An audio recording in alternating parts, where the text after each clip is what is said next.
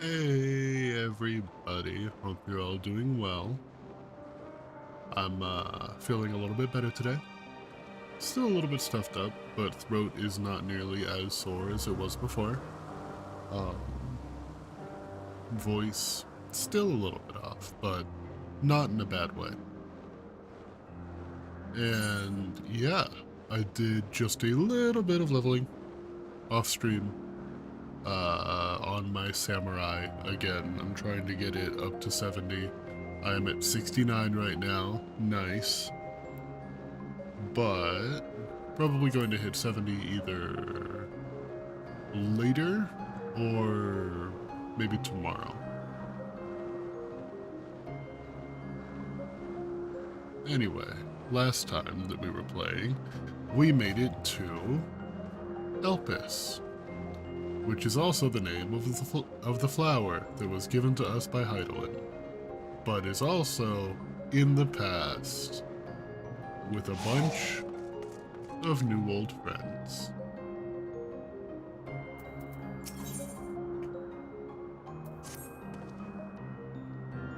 Now then, our friend Hermes, aside from overseeing the facility, he also conducts his own research. Chances are he will be at the main observation hub, so let's seek him out there first. Wait, did I? Oh no.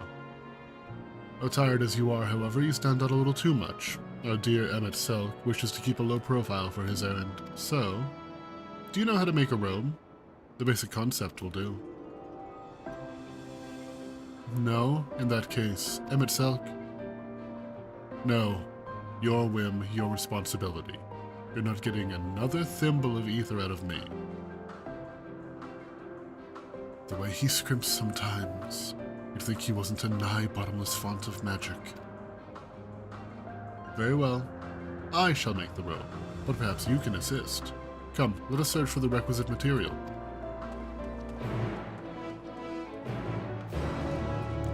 No way, am I gonna get my own robes? Is that... hold on. Wait, I thought I saw... Yeah! I'm gonna get my own ancient robes.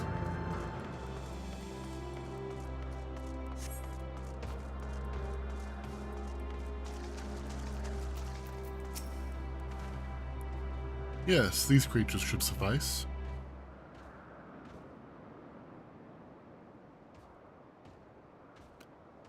An etheric rope.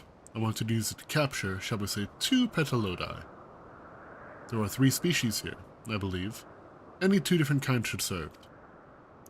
Now, I should mention that the strength of the rope is tied, no pun intended, to the strength of the user. As your ether is still thin compared to ours, you'll need to weaken the Petalodi first. Good luck. I gotta fight a butterfly.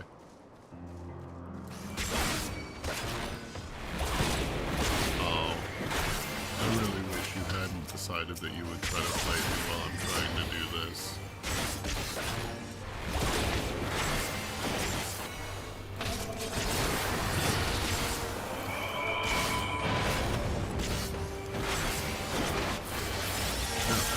Hey, Frey. Okay, thank you. Stop killing the butterfly. I need that.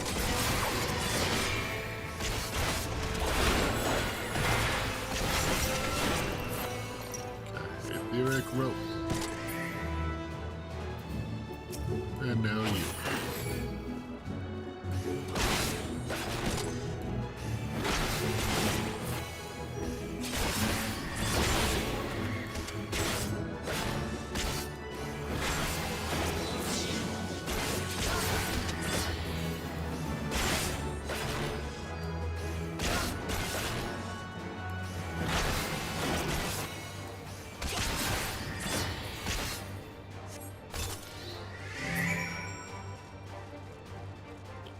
I caught butterflies. What do you want me to do with them?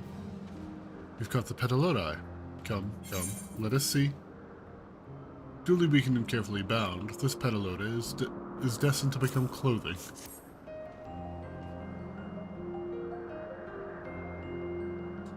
Yes, these fine fellows will do nicely. And now for a spot of reversion.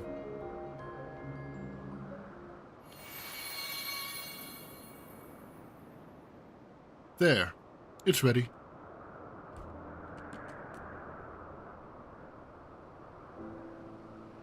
It's nothing fancy, but when we're trying not to stand out, try it on for size.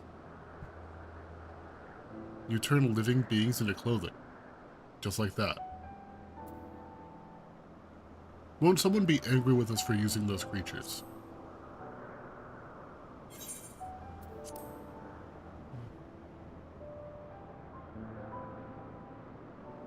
Oh, it's fine. There's no one around to tell us off. And besides, we can always make more Petalodi. They need only a tiny amount of ether.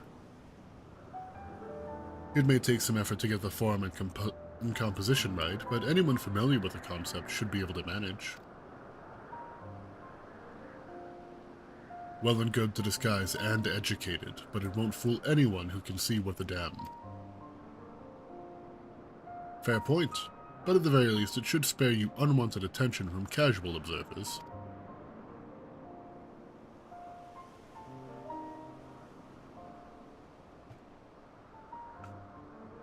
Emmett Selk speaks true. Even dressed like us, your unusual nature will be plain to those who think to look. Should someone question your presence, don't make up excuses, much less try to explain what you actually are. No, best to simply say that you're a familiar. The question is whose? Ah, of course. Asm's. If you say you belong to him, people will give you the benefit of the doubt for any and all outlandish behavior. Exploiting your associate's absence. For lack of his presence, absolutely. Were he here, we'd have been the first to propose the idea, and you know it.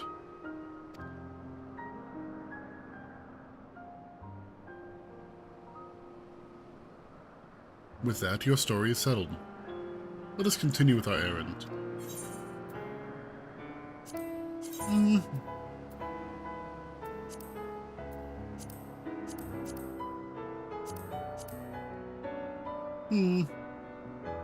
I look good.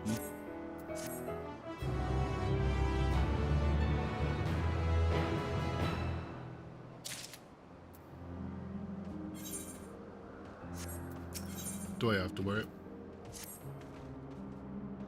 If you're ready to continue, let us continue along the path to Ananoris. Ananorosis? Something like that. The place serves as an observation hub and residence both. Someone should be there to point us in the direction of Hermes.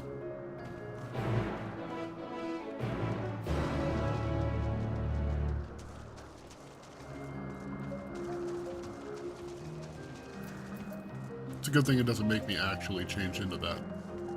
It was all level 1 gear, so I would get beat to death here.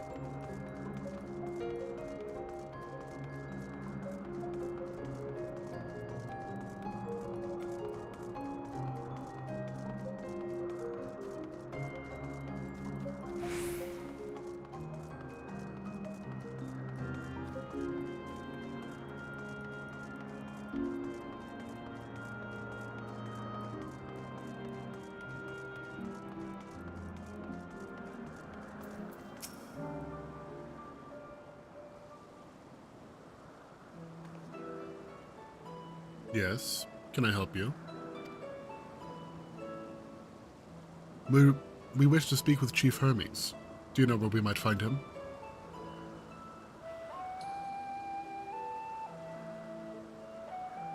Well now, by your mask I assume you're one of the 14. I wasn't aware there was to be a visitation. Between you and us, it's something of a surprise. Your discretion is in the matter would be appreciated. I see. My lips are sealed. The Chief should be out conducting observations as usual. His focus of late has been aquatic creatures, so I expect you will find him at one of the pools here. The pools, you say? Many thanks, and apologies for disrupting your work. I've been pinged. One moment, please. I also just want to see... Great, stream's going fantastic today. 0 dropped frames. I say, Hythlodaeus, while I've never met Hermes, you know him well, do you not? That being the case, couldn't you simply find him by his ether? Aye, that I could. As you know, Emet and I can discern the color of souls. By the same token, we can also see ether quite keenly, and from great distances. With this skill, I could readily locate Hermes, but I feel that would be a waste of an opportunity. We're here to perform an assessment, after all. By searching the ordinary way, we stand to gain insight into Elpis and the man in charge of it. This is as much for your own enjoyment like as not, but point taken. If you're going to accompany us, make yourself useful and help us look for Hermes. According to his profile, he has short, dark hair.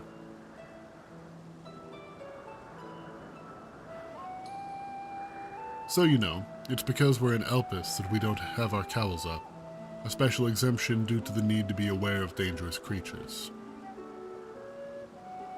Elsewhere, we do not exhibit our individuality. It's unseemly. This is all common sense, but I would not assume you possess any. It's a rare treat indeed to be able to search for someone by their appearance, and I thank you for humoring me. Come, let's find our man.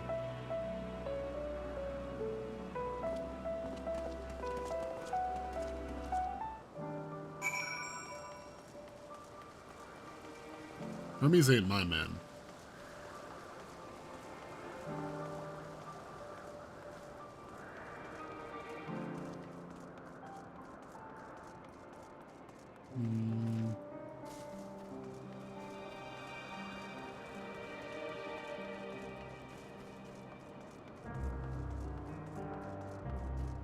Where is he? Oh, Hermes.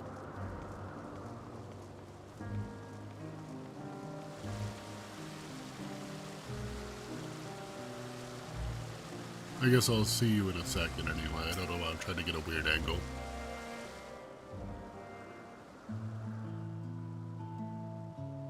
This looks voice acted.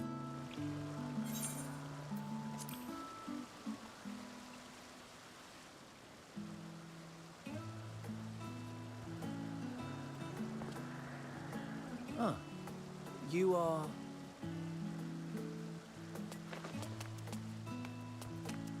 Oh. Who are you? You're different too. And you're adorable. We're alike. Friends. I want to be...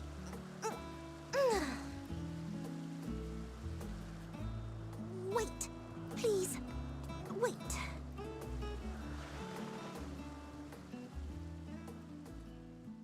Greetings and salutations. Can you hear me? Do not be alarmed. Yeah? I mean you no harm.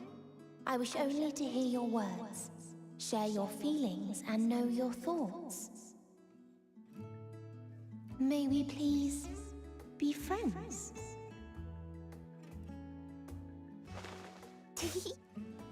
May we please be friends?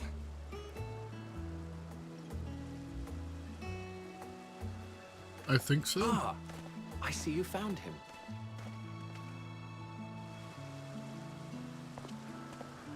Hythlodaeus. It's been a while. Too long, I think. Too long indeed for close collaborators. On this blessed occasion, I bring not only myself, but others who long to speak with you. I'll be right back. I hear somebody up, so I'm just gonna go say good morning, and I'll be back in a few.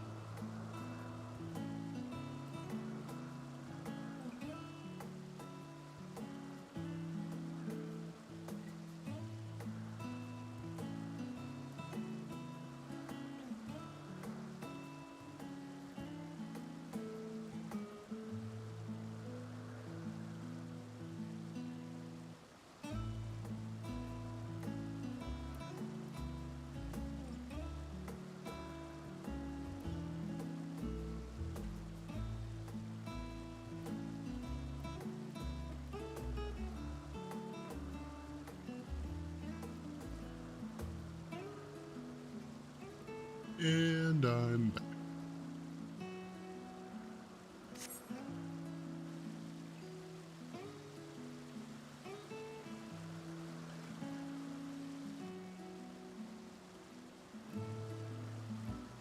You were of the convocation?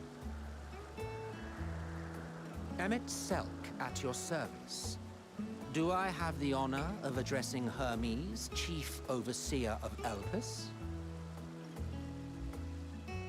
You do. You have traveled far for it. Given your facility's purpose, its remote location is something of a necessity. Would that I didn't have to rely upon a guide. Oh, you wound me. Have I not ever been an attentive and helpful friend? But moving along to more agreeable company, this one we chance to...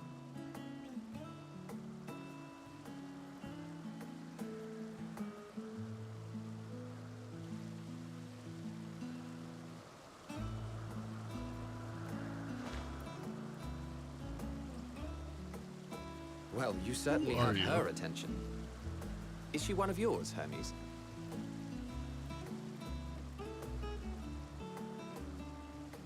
Her name is Meteon. It means shooting star.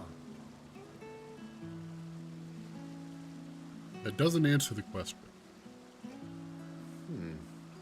If I may make an observation, her ether is terribly thin. I fear she might dissipate at any moment. Huh? Nor do I believe you've made a submission to the Bureau. I would remember such a concept if you had. I haven't, as you say. I judged it too early. She's a pet project of mine, still undergoing preliminary testing. But rest assured that I will attend in person ere long. Very well. Being an authority on flying life forms, I appreciate that you are exacting in your work. I shall look forward to your submission. If we have finished with the perfunctory chit-chat, I would discuss official matters. Why are you always so grumpy, Evan? You weren't By always my this way. coming, I trust you already anticipate the subject. I have an inkling, yes. Please wait to the main building yonder. I shall join you as soon as I've returned these creatures to their homes. What's wrong, Hermes? An Ambystoma is missing.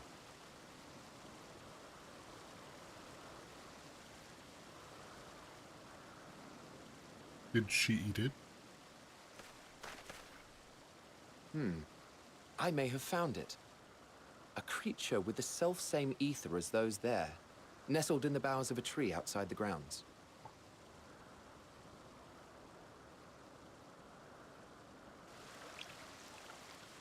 You're saying they can climb with their sorry excuses for limbs? Don't insult him. The fashion has been to imbue aquatic creatures with the power of flight, ever since the words of Metron created a sky-swimming fish. The Ambystomas too can fly, if only slightly, and they could conceivably climb a tree. Whether they can come down safely, however... Excuse me.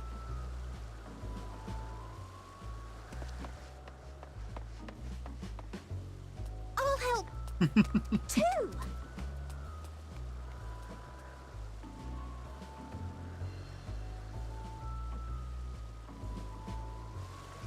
This Hermes? What are we supposed to do with this lot? They're chilling.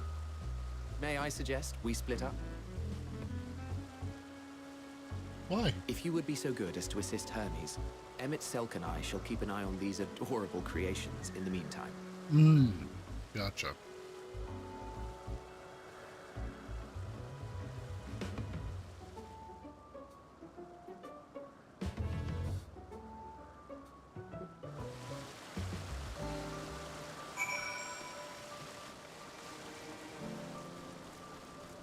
Alright, little axolotl, where are you?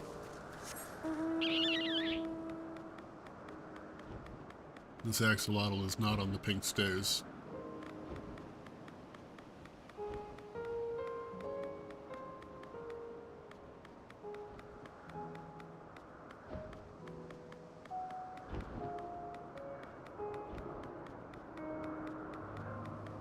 Oh, over here. I didn't even see you. I thought you were a flower, and I have my glasses on. It seems Hermes and Medion have found their quarry, a creature known in this age as an ambystoma. Yet though it has been safely extricated from the tree, Hermes appears to have found himself in quite the predicament. Oh. So he has.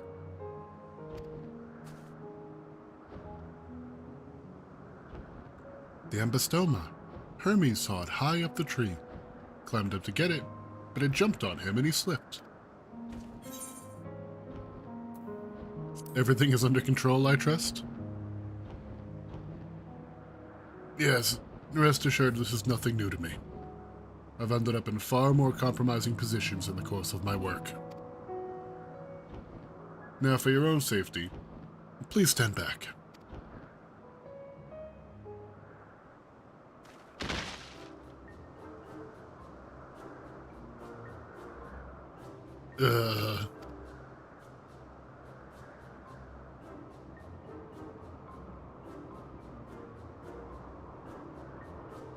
Hermes, are you alright? Quite alright, yes. My apologies for making you worry, Medion. Both you and, I'm Chris.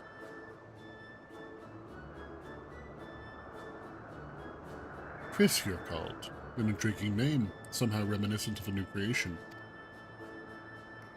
Thank you for coming after me.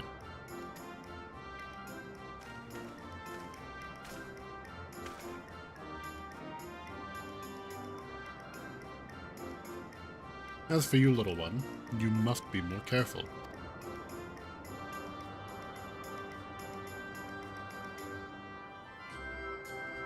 You may be able to fly, but it doesn't mean you can't fall and hurt yourself.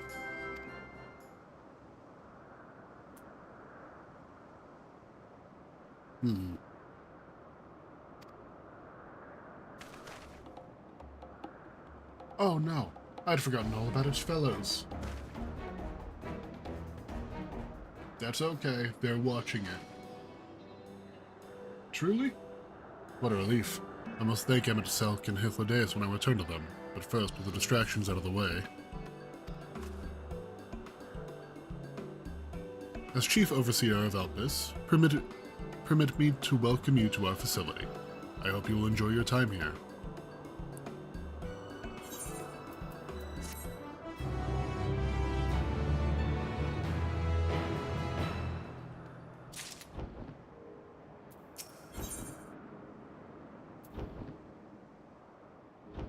Ponder, warrant, cherish, welcome.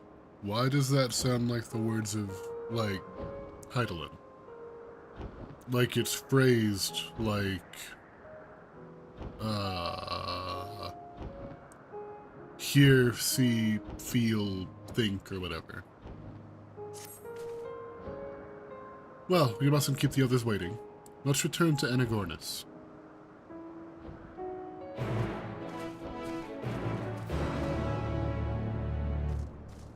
I'm sure I'm mispronouncing that.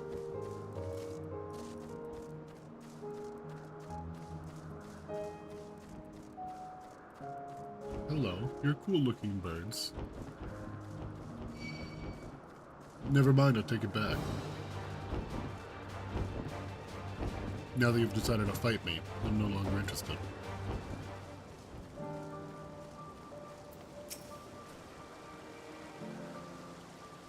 My apologies for the trouble.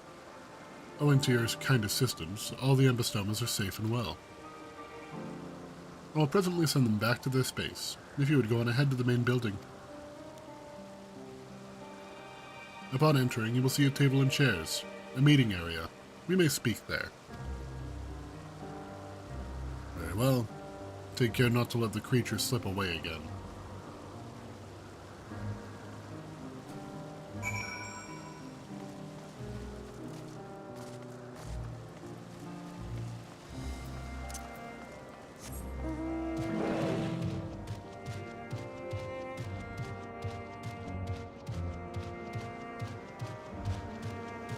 A gemstone trader.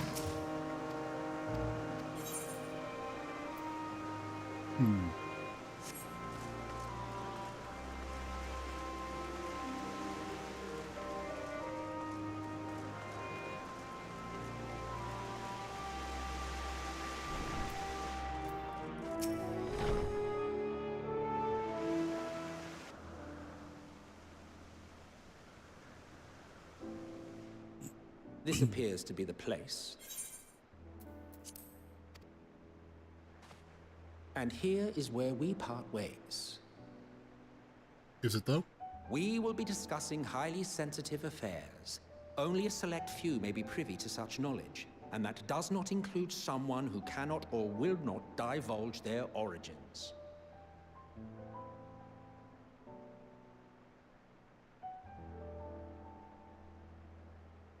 What? Will I have to remove you by force? Yeah. Oh, that's a big smile. I have important things to say to him as well.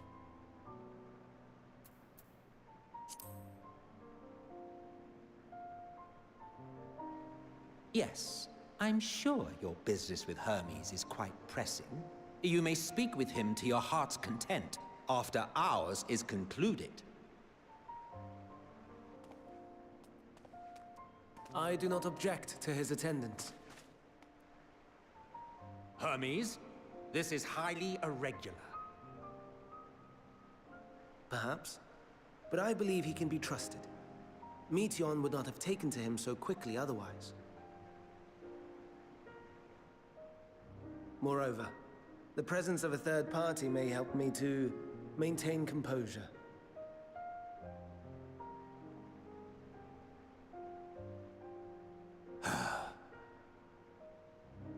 As you wish, then. Behave yourself, do you hear?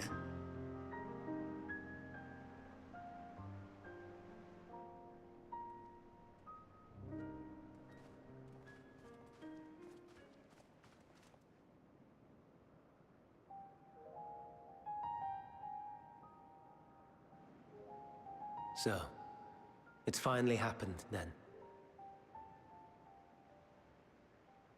Aye. Van Daniels declared his intention to step down and named you as his preferred successor.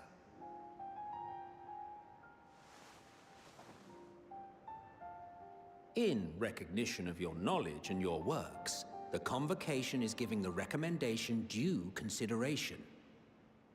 As one who does not know you personally, I am to use my impartial eye to take your measure.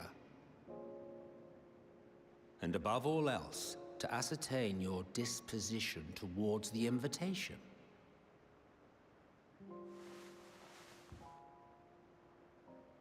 I understand that you and Van Daniel are close.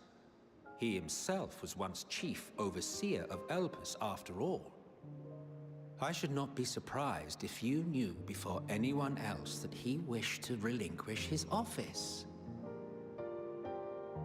I did. He told me that when he fulfilled his purpose, he wished to pass the torch to me. A torch you seem none too pleased to accept. Are you so averse to serving on the Convocation? No, it's not that. For a humble researcher like myself to even be considered is an honor beyond words. No. What troubles me, what I struggle to come to terms with, is the very fact that Van Daniel is stepping down. Does this not mean that he will return to the Star?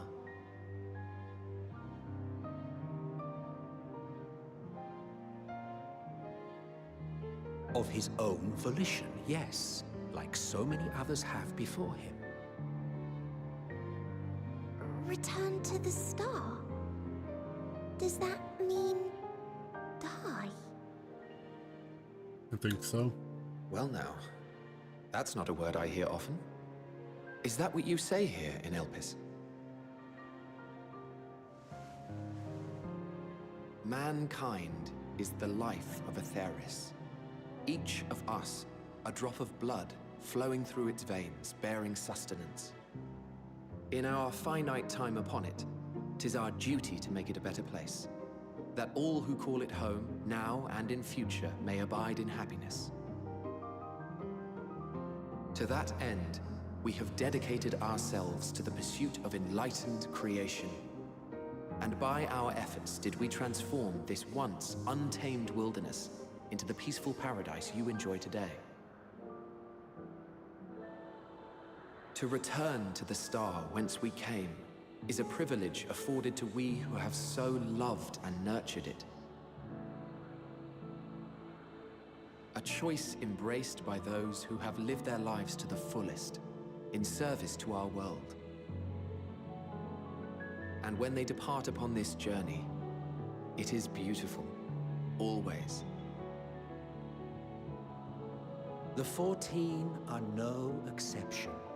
'Tis believed no occasion is more felicitous than the fulfillment of one's duty. Our office becomes our lives, and to retire is to return, or so the majority of us hold. Some few have elected to eschew custom.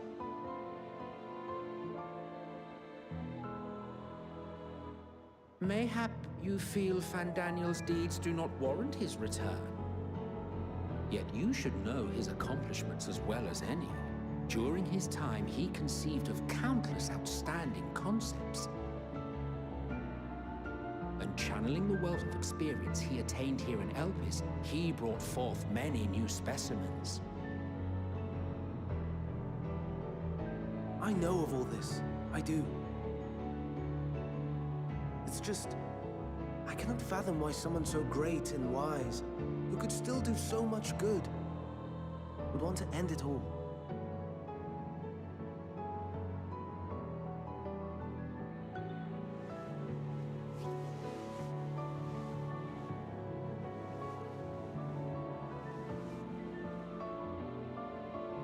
Oh no, I've made her upset. Forgive me. Oh. I know I requested your presence. Might I trouble you to take Meteion outside? A change of scenery would do her good.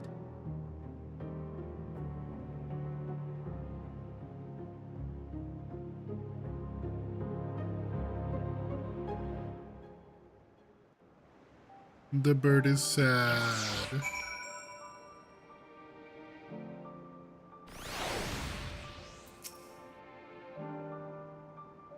I'm sorry, Chris. I didn't mean... A walk? Perhaps we can go for a walk?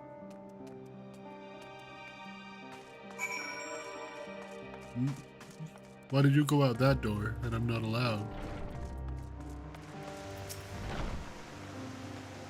Hermes gets sad when he thinks about death.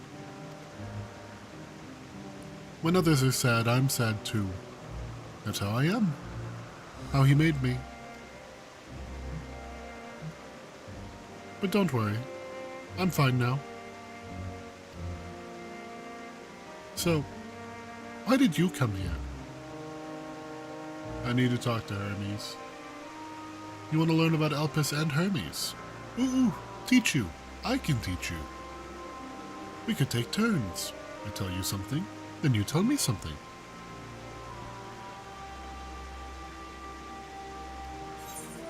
We could maybe do that. Sounds like fun.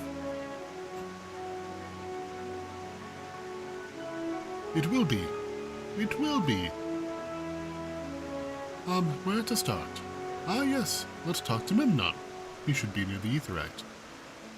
I'm not good at explaining, but Memnon is, so I'll have him explain instead.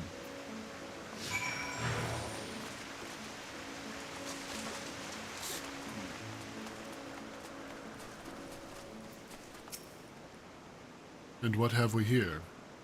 Though you look like a person, your ether is quite thin. I assume you're familiar like Meteion? Is there something you need? This is Chris. Could you teach him about Elpis? Ah, a newly arrived familiar, is he? Very well. I should be glad to introduce our fair facility to him. As you know, it is mankind's duty to make the star a better place. As part of this duty, we employ creation magics to bring forth new life. However, we simply cannot release our works into the world, or it would lead to chaos. No, any and all life forms must undergo extensive testing to determine their fitness to exist. Testing which is conducted here in Elpis. Every candidate is subjected to rigorous study, in which we identify their properties, surmise what habitats might be suitable, and speculate as to the effects that they may have on the environment and other species. Should it be judged a beneficial addition to the star, it will be allowed to take its place in the world. The two of you, too, were created with the hope of making the star a better place. So heed your masters well and be good. Do you hear? We will, Memnon, we will. Thanks for the lesson. Well, you had a turn, now I get a turn. Where did you come from? From a place far away, from a place facing a great threat. From the Crystarium, I guess? From a place facing a great threat.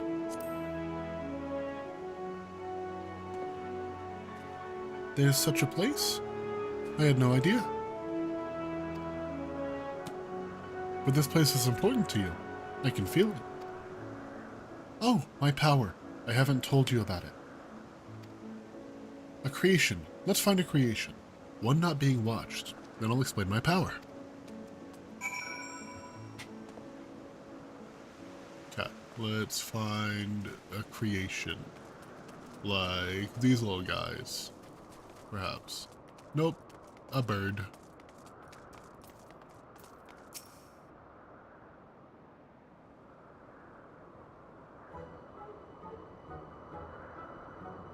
It's a spoonbill. Oh, this creation is perfect. But I don't remember seeing it before. Perhaps it's new? Anyway, I'll try reading its mind. That's my power. That's a dangerous power to have.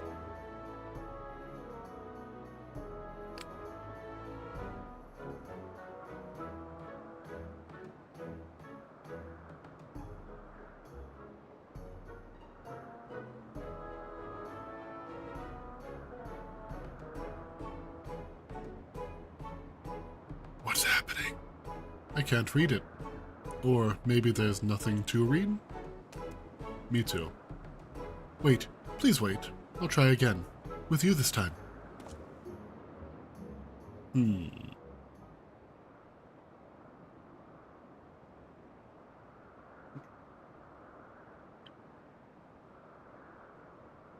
Greetings. Can you hear me?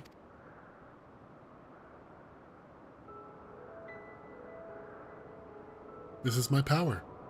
I can read the emotions of those around me and project my emotions to others in return. I'm not actually speaking to you in your mind. Rather, you are converting my emotions into words and intention, a process performed subconsciously by intelligent life forms. This ability is vital to my mission, for it allows me to interact with intelligent beings, even should they communicate via unknown languages or other nonverbal means. As a consequence, I'm clumsy at speaking. Yet though I struggle to express myself in this fashion, Hermes wants me to speak as much as possible, for everyone has thoughts and feelings that they may wish to hide.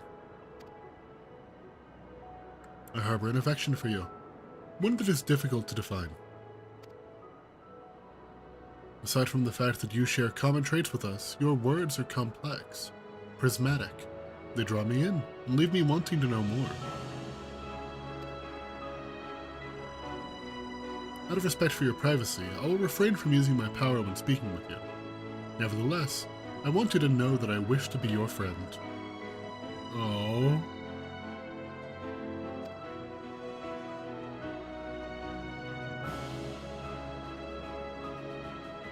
Did you hear me? Good. Now it's my turn again. So, what are you good at? Fighting, crafting, gathering, playing. It's a secret. Fighting. I always win.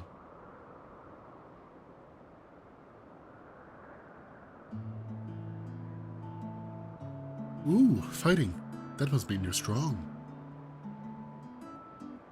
Hermes is strong too, but he doesn't like to fight, even when creations fight him.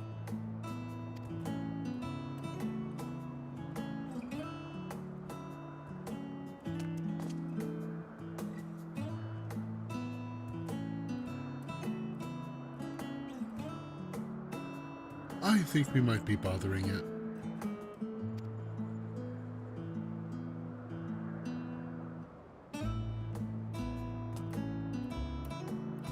Let's keep going.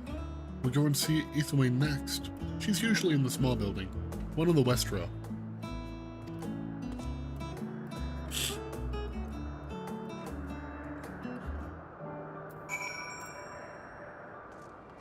Let's go.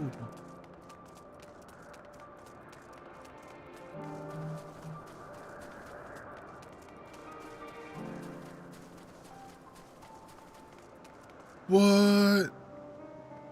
Wooly is playing Expedition 33? Hold on. I need to see how long this stream has been going for. I just noticed the notification. I love Wooly.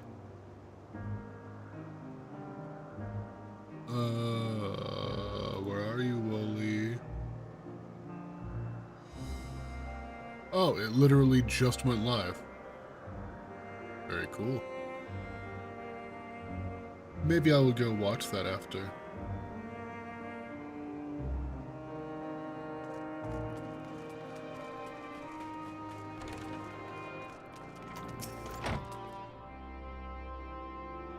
Well, if it isn't Medion, I see you've brought a friend today. Greetings, Yunth. Oomph?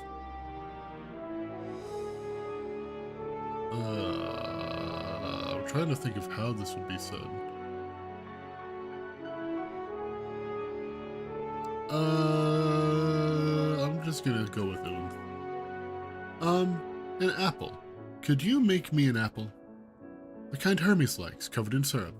I want to share it with Chris. Oh, candied apple.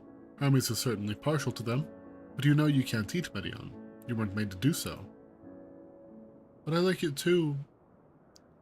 It may seem that way, but it's due to your ability to share out these feelings. You've taken Hermes' likes for your own. In any case, I can't prepare an apple right now, but I'll bring one for Hermes soon, I promise.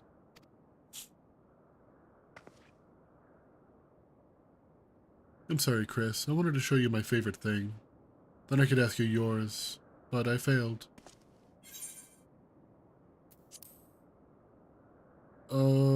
My favorite thing is gambling at the Gold Saucer. Ooh, that's what you like? Yes, I can feel it. Your joy and happiness. And it makes me happy too. Thanks for sharing it with me, Chris. Well, we've walked and talked a lot. Maybe Hermes has finished talking too. Shall we go see? Yeah, let's go see.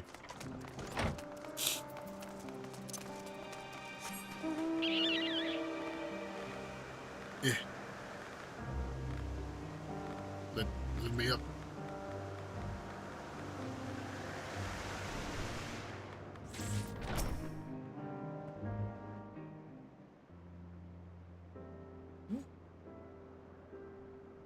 There you are. I can see the fresh air has done Medion good. Chris wanted to learn about you and Elpis, so I taught him. About this place, about my power, about your favorite food. I'm not sure if that last one will be of any use. But I do appreciate you keeping Medion company. While you were away, I finished speaking with our guests. Finished? Hardly. You requested time to consider the invitation, so we have no choice but to occupy ourselves with an inspection of your work. My apologies. It's been decided that Emmett Salk and Hythlodaeus will accompany me, as I tend to my duties. If you wish to learn more, perhaps you would like to come too? I'm compelled to remind you that he is in no way associated with the convocation. We simply chanced to meet at the Propalion. There's no guarantee that the matters we discuss will remain private. I don't mind. To see the joy his presence brings Medion, I can't imagine our mysterious friend harbors malicious intent.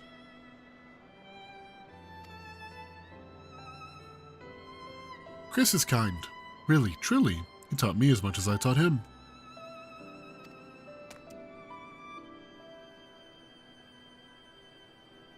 One moment. Okay.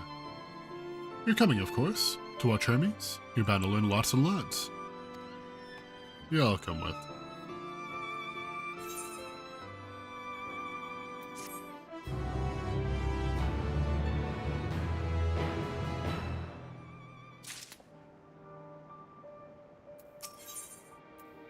Lives apart.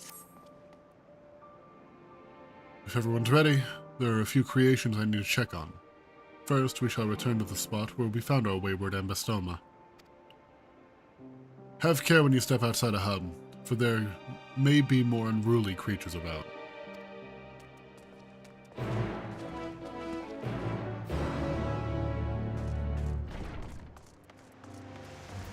This way.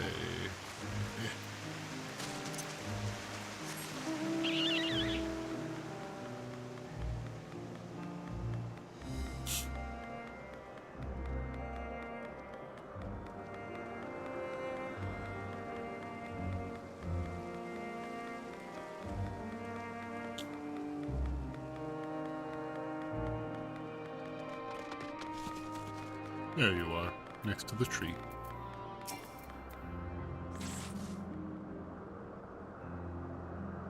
This here is a new species of Petalota we recently set loose. It has been doing very well, managing to maintain a stable existence thus far.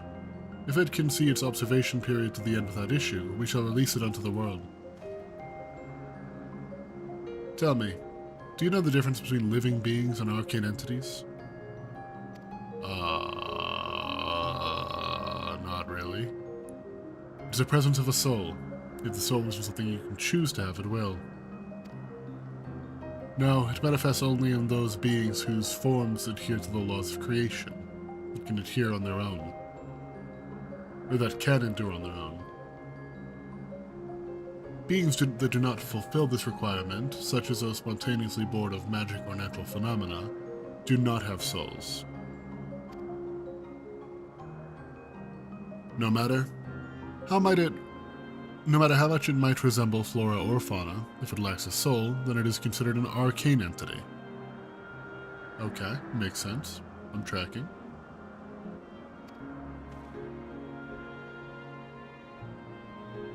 So you see, it is not for mankind to decide what is living. That domain lies beyond our manipulation. It is hubris to assume otherwise. But come, let us head to the nearby beacon. I received a report that arcane entities have gathered there.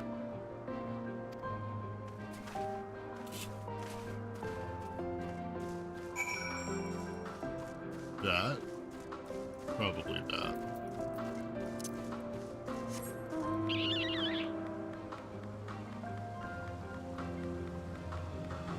I don't want to pick a fight with any of these guys, because, like, all it's gonna do is take up more time. I should start opening some of these. They have better loot than what I've currently got.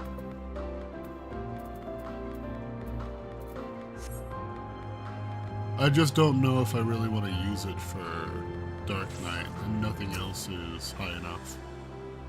Ah, yes, Lightning Pneuma, just as the report said. Although we call this structure a beacon due to its form, it's in fact a magical device. By manipulating the balance of elements, it keeps the owl airborne and maintains the climate thereupon. In the course of its operation, it often sees an internal shift towards a given element. Right now, that element is lightning, which draws the Pneuma here to replenish their ether. Makes sense. Ah, it appears Medion is busy. Would you care to assist me in her stead and feed the Pneuma?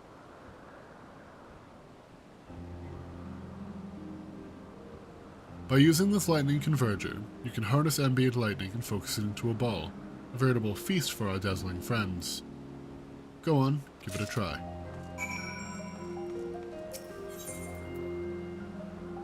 Using this concept crystal, anyone can harness lightning regardless of spellcasting skill. Well, luckily for you, I am also a black mage of some experience. Oopsie. Oh.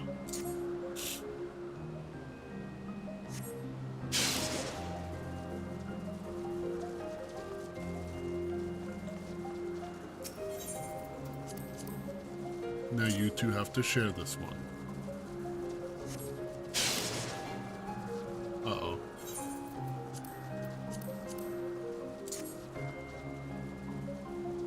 What about there?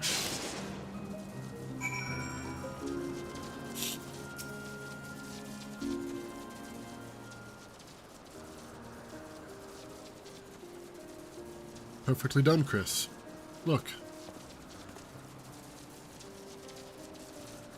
They're eating. They're so hungry. See how they gather to feed? How they express themselves through their actions despite their lack of words? Speech is not the sole defining characteristic of a thinking, feeling creature, nor is silence an indication that they do not possess these qualities. True. Very, very true. Be it a soulless arcane entity such as the Numa, or an ephemeral life form such as the Petalota, all seek to perpetuate their existence, to survive. Is Medion a arcane entity or a living being?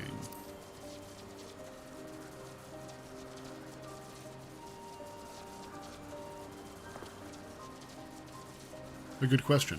I can answer it from a theoretical standpoint, but it ultimately falls to the Bureau of the Architect to pass judgment.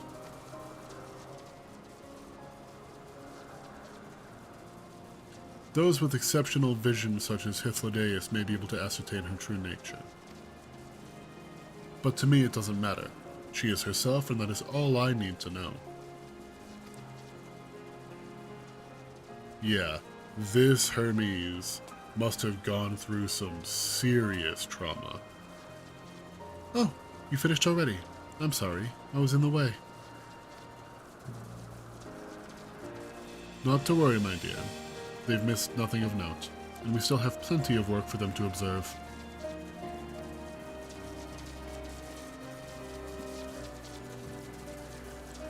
Next, we will head east to the Morning Dew. I need to speak with some observers there.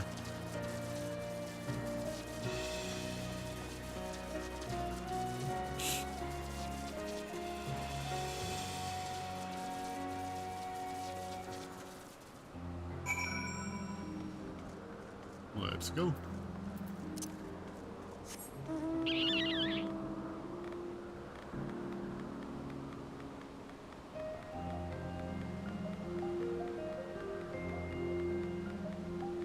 This is really cool, seeing how they lived before.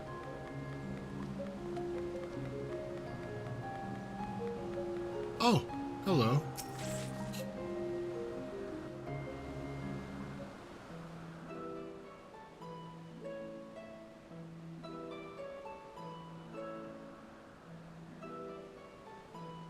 Amazing, is it not? The Ampelos, one of our newest subjects.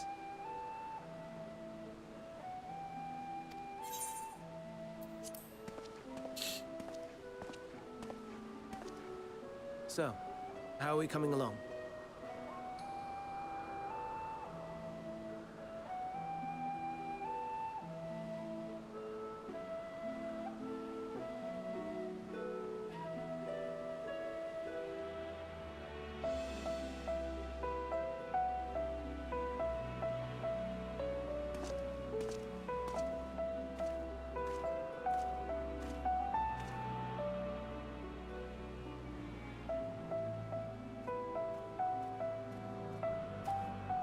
This place is Elpis. Those flowers. Elpis. Entelekes. Like me. Oh, is that like a term for something that senses emotion? They are a product of Elpis, and so named for their birthplace. A happy accident, born of the hands of a former researcher who loved beautiful blossoms. Unique for how they change color, to reflect the emotional state of those nearby. Though be it here or elsewhere, They are seldom seen in any hue save purest white. Reflect the emotional state, you say? By what means do they achieve this? In creation, there exists an energy wholly apart from ether, one driven by emotions. In like manner to how we manipulate ether, this flower is subject to the influence of said energy.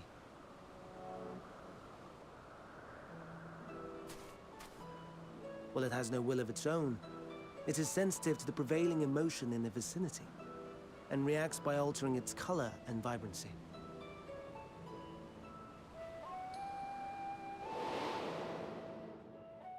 Akasha? It is one of the unseen energies defined by Harnish alchemical theory. Though a gross oversimplification, some describe it as an essence influenced by feeling.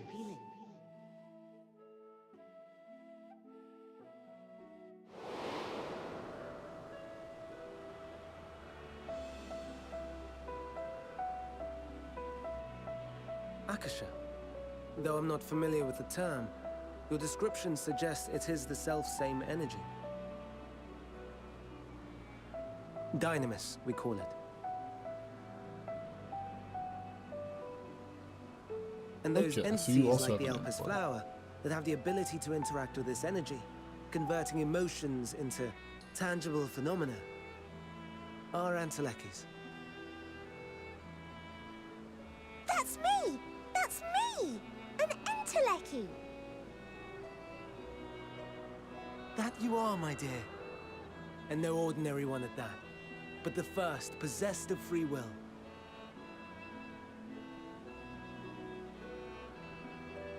Wait. A form of energy other than ether? Dynamis? I've never heard of such a thing.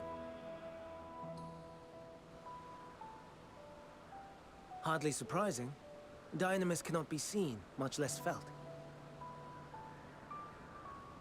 And though its existence has long been theorized, we had no proof until the flower's serendipitous creation. What's more, Dynamis is far weaker than ether. Under normal circumstances, its effects are drowned out by the latter. On account of which, beings comprised of and reliant upon the ether, like you and I, are unable to make practical use of Dynamis. 'Tis a truly esoteric thing, known to but a select few scholars. Intriguing. Then, given the limitations you described, why create Meteon?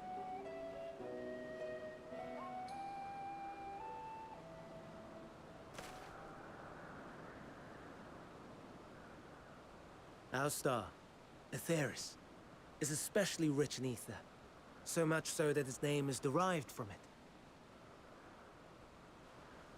However, when we consider all energy in existence here and in the vast space beyond, Dynamis may account for as much as 68.3%. The more abundant form by far. Were we able to control it, we could open the door to limitless possibilities. 'Tis not unlike Okay. a gently flowing stream, unable to break through the dam of ether barring its path. But if we could imbue the stream with the vigor of a raging river...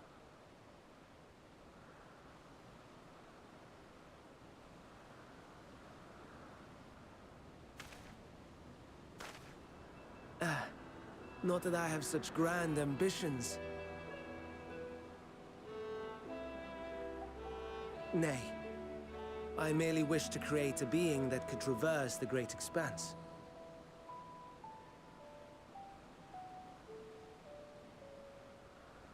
The relative scarcity of ether beyond the bounds of this star was a concern. And so, I looked to another source of energy by necessity.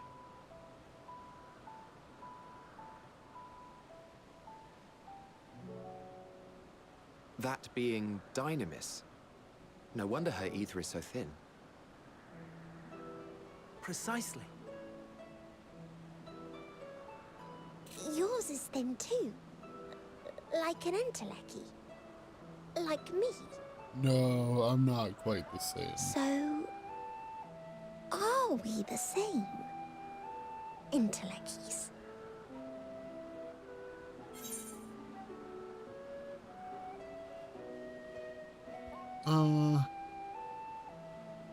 Sure, I don't see why I couldn't be one. Well, I have been known to transcend my limits with nothing but determination. If I'm thin, it's because Emmett Selk didn't do a proper job. I have been known to transcend my limits. That sounds more akin to the desperate flailings of a wild beast when facing imminent death. Rude. A deficit of ether alone does not an Enteleki make. It would, however, make it easier for you to interact with Dynamis. Oh, And word? limited though its influence may be, this quality could prove the difference between victory and defeat. You do well not to underestimate it. I have heard the word Dynamis. Although I think it might be the Dynamis data center or whatever. Oh dear. I'd forgotten about the poor fellow. You must excuse me a moment while I go and verify a few more things.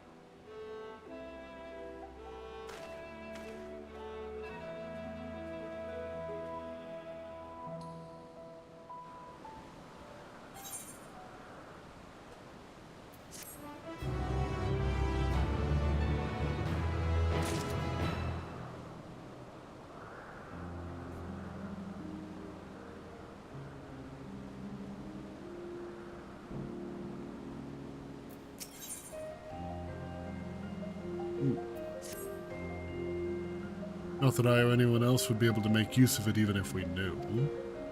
But it irks me to discover that there's an entirely different form of energy and no one told me.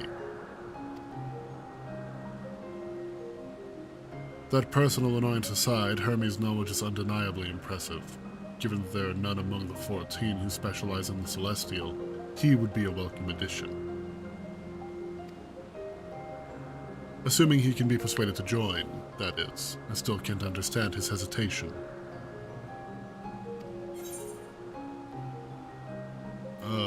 Why did you join the convocation?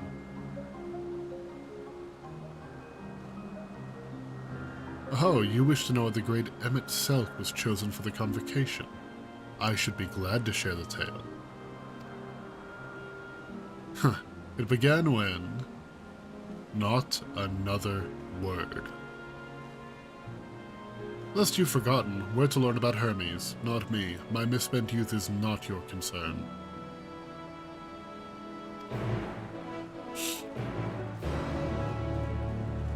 Goobu. My apologies for the wait. I've expected the Ampelos to my satisfaction. All is well with the creature, and I dare say it won't be long ere it is released into the world. Another creation, however, reportedly isn't faring so well. The Charybdis. That is what we shall tend to next.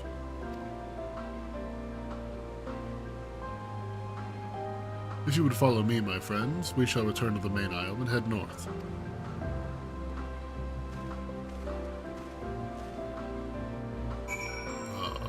This way.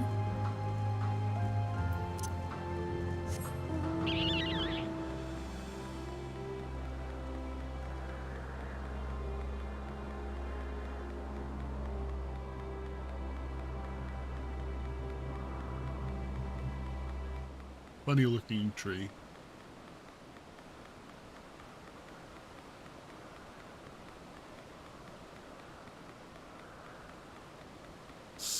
Ooh. I feel like I've seen these guys many times, so I think that they're doing okay.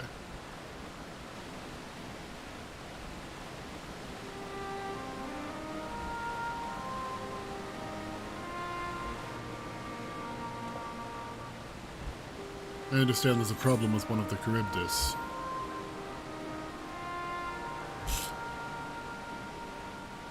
Yes, that's right. As you know, the Charybdis is based on a sea creature. Owing to adjustments to enhance its affinity to wind, it is capable of flight. The specimens created from the concept could all fly without issue, but a problem arose in subsequent generations. The third generation creature was born with an etheric balance leaning strongly towards water, its aquatic origin reasserting itself, it would seem. The result being, its affinity to wind is diminished and it cannot fly. No matter what we try, we can't get it to rise even the slightest bit. Interesting. For such change to manifest in so few generations, I fear they're too unstable, flawed. With your permission, I will revert these creatures, and recommend to the Bureau that the concept be revised.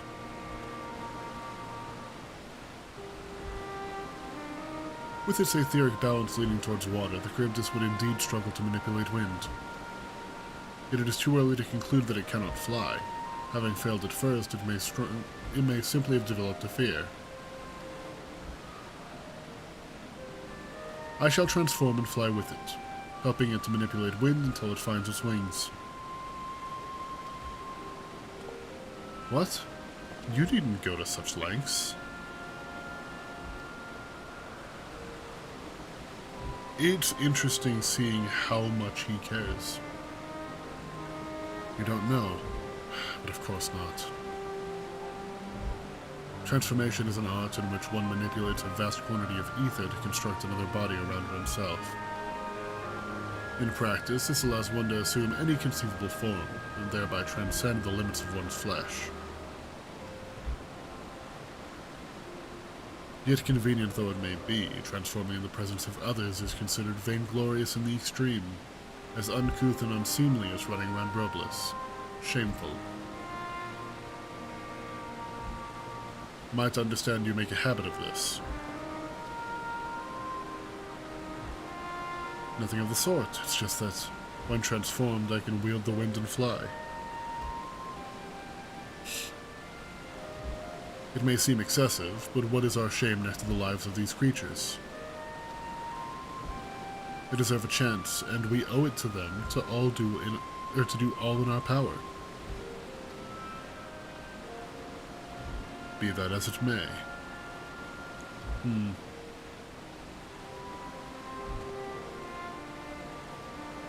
Yes, I believe I have a solution. Emmett Selk, may I trouble you to move that Charybdis away from its fellows, somewhere out of sight?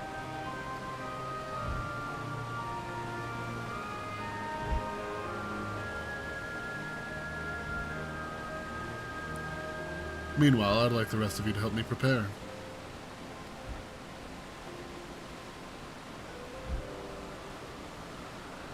What mischief are you scheming now?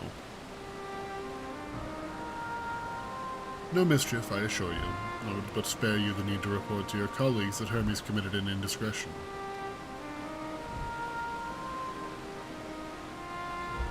So have a little faith and run along.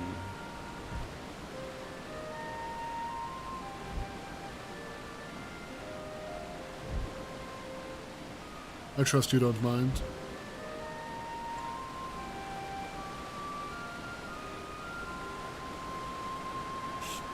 Ithlidaeus is such a homie.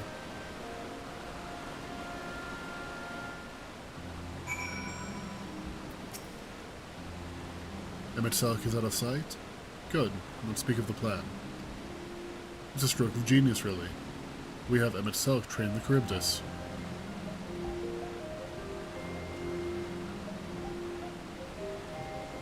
Aside from being unable to fly untransformed, he can readily see ether currents. And with his adept spellcraft, he can also employ suitable wind magics to guide the creature along.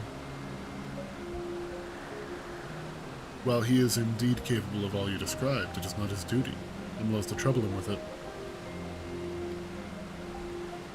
Don't be. As I mentioned, it would also be for his sake. With that settled, let's begin at once.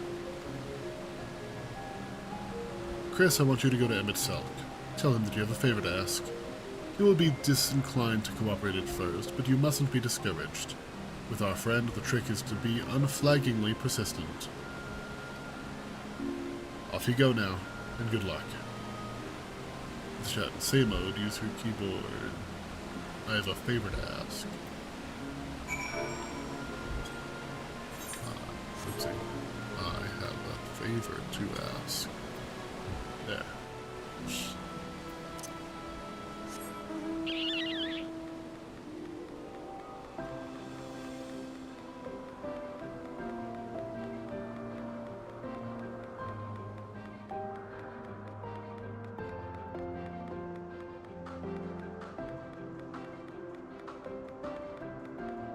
I'm really enjoying Elpis so far. I feel like floating islands is like peak fantasy. Whether those islands are flying on their own or if it is by the assistance of magic. Well, are your preparations for the scheme that is clearly not a scheme complete? I have a favor to ask. Oh, no you don't. I'm not lifting a finger. I don't know what Hythlodaeus is up to, and I will not be made to know. I refuse. If Hythlodaeus is to be believed, relentless insistence may serve to wear down the ever-weary Emet-Selch. Oh. Please, Emet-Selch.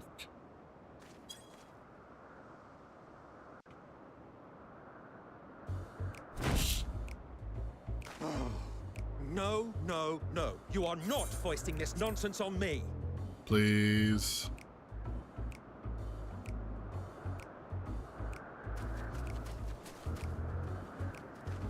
I'm given to understand you have the power to help the Charybdis, and should be quite willing to do so. Please. And so I appeal to your better nature, most benevolent Emet-Selch. Please teach her to fly. Or else Hermes will transform. Right now.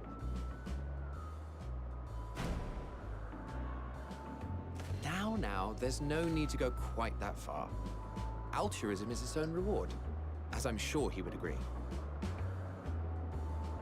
Oh, would he now? Would he? And who contrived to put me in this position, pray tell? Nothing so devious. I merely suggested a possible course of action.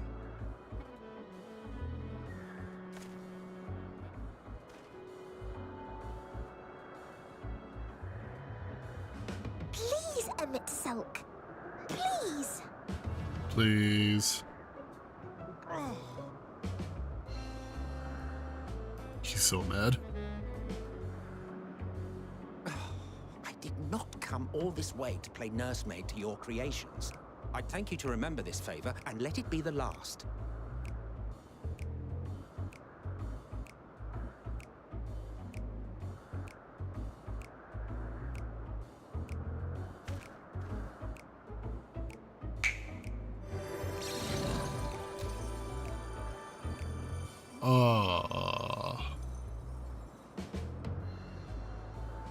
I will aid it once it has taken to the air. It falls to you to shepherd it skyward.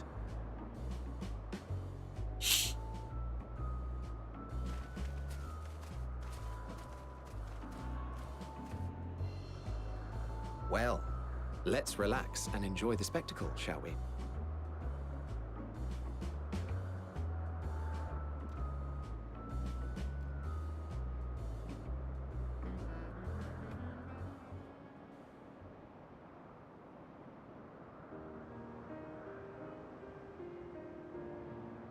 You were wondering why Emet-Selch joined the Convocation. Truth be told, he wasn't the first choice for the office. I was, on the strength of my ability to see ether. But I declined the offer. For though my vision is exceptional, I am pedestrian in all other aspects. Worse even. Quite abysmal when it comes to manipulating ether, for example. Couldn't transform even if I had a mind to do so. What good is the ability to perceive a problem if one cannot act to address it? Emet-Selch has no such shortcomings. He excels in vision and manipulation both, the latter to an extraordinary degree. If there is a mage more powerful, I do not know of them.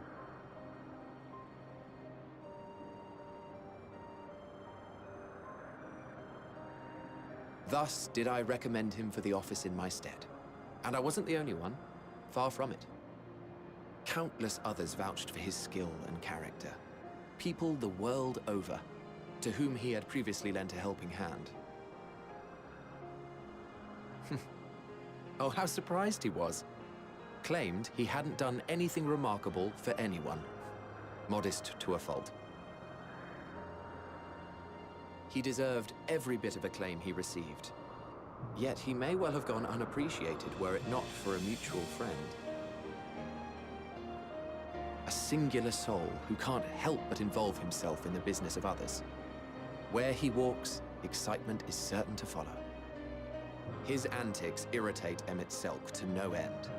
But much of his grumbling stems from genuine concern. When our friend calls, he never fails to answer and lend his talents. Is this Asm? And in the course of doing so, he himself came to be recognized and respected by those around him.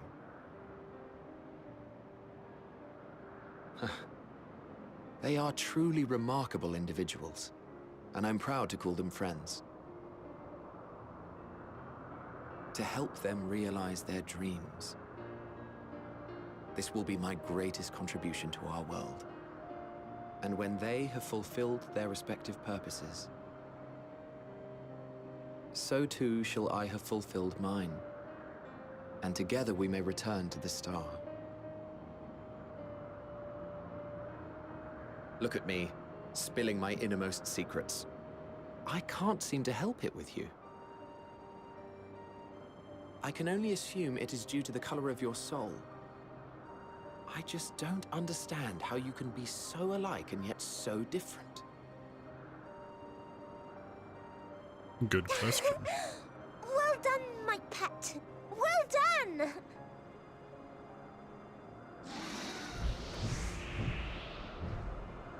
Yo, he actually taught it. Let's go. Ah, yes. I dare say the Charybdis will be fine here on. Why don't you go and signal to Emmett Selk? Let him know that his arduous task is at an end.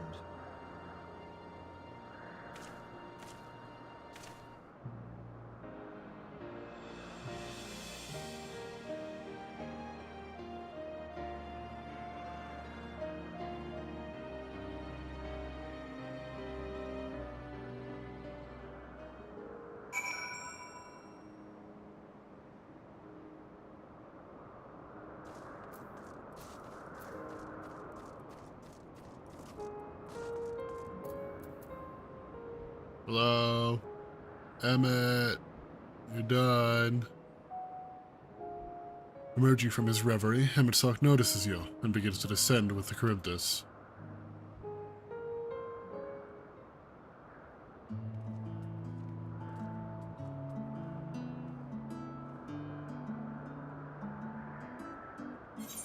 I have no words to express my gratitude. Thanks to you, the Charybdis has learned to fly. Despite the fact that it's highly attuned to water.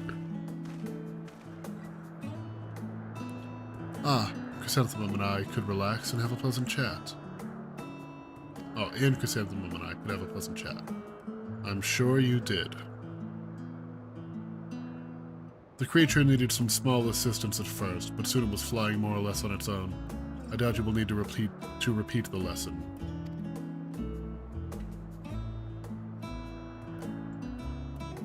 That was truly impressive.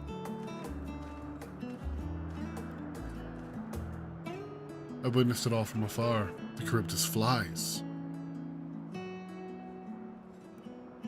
Indeed, with this we've proven that even a creature with skewed etheric balance is capable of flight. Though we helped it to achieve this, the Charybdis is a herd animal. They may well aid their struggling kin in like fashion if and when the need arises. Keeping this in mind, I bid you continue observing them. If that is what you want. It is. But if I may say so, rather than hoping an idealistic possibility comes to pass, would it not be simpler to have the concept adjusted? That way, we could guarantee that anomalies such as the specimen are never born in the first place.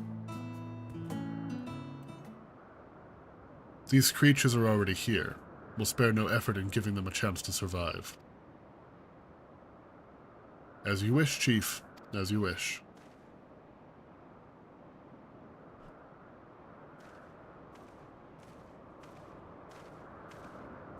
It is crazy to me just how different Hermes is from Fandaniel. Hermes. I'm fine. Don't worry. Well, that concludes all of my present tasks. Let's return to Anagornis now.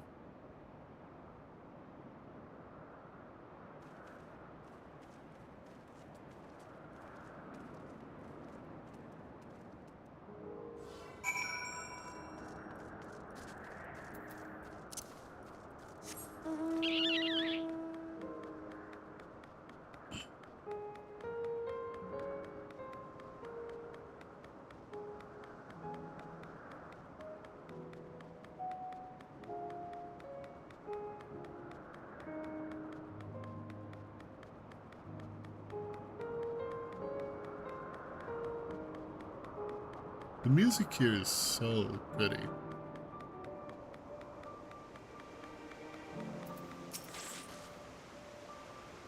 What? Want to apologize for forcing me to help, do you? Save your breath. You didn't force me to do anything. I merely chose the most expeditious way to have done with an impediment to our business.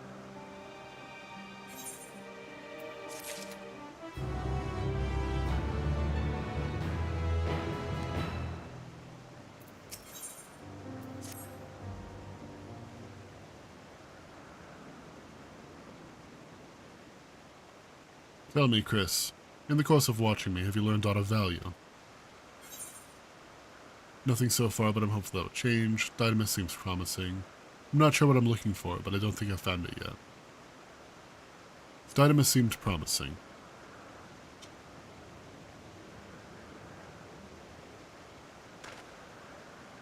Dynamis, you say? Curious if such an obscure phenomenon should be of interest to you.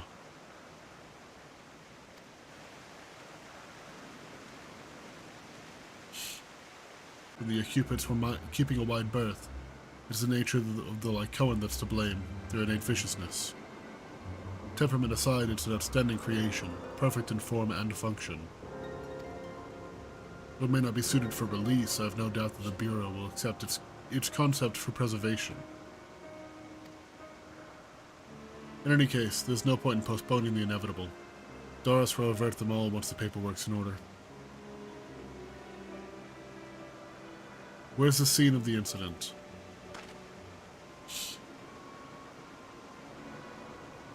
Just off the path to the 12 Wonders. As you make your way, you should see it on the left. I don't know if Doris is still there, however.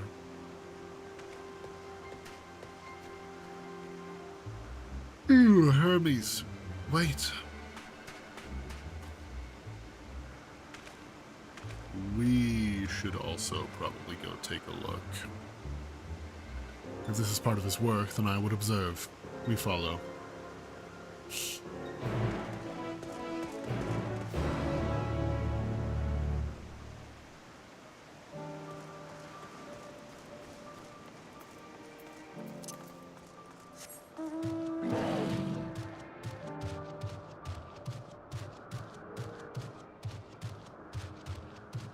Over here.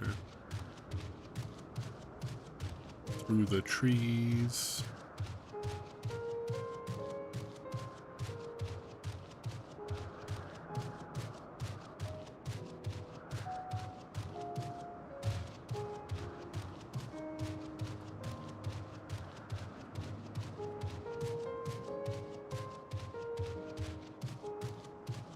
Just up ahead, looks like. Yeah, right over here.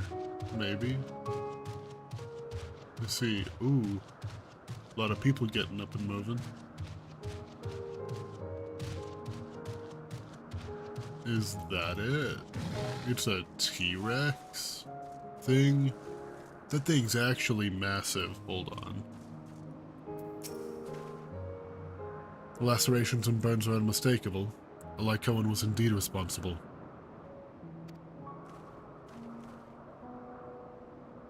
But the creature's nowhere to be seen. Doros must have taken it away.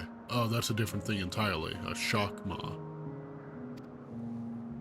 The man makes his base of the 12 Wonders. I'll go and seek him out there.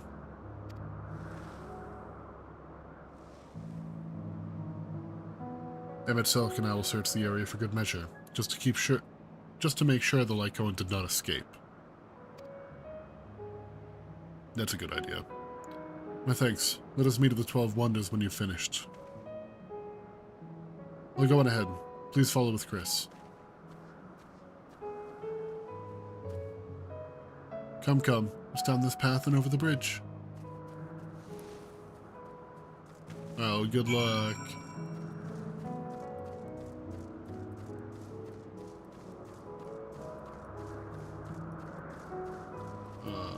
Mount.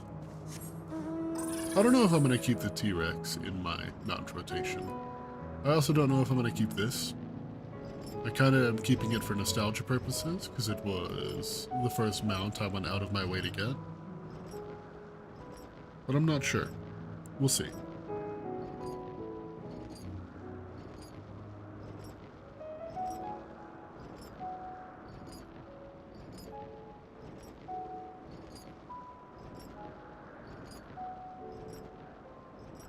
Don't you do it, Gerps.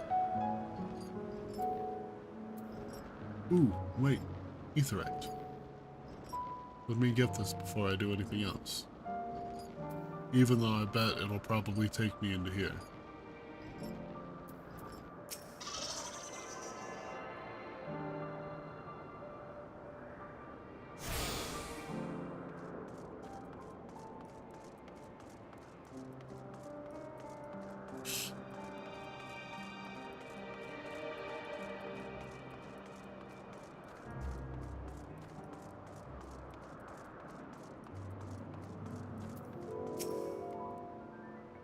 There it is, the 12 Wonders. Hermes is looking for Doros.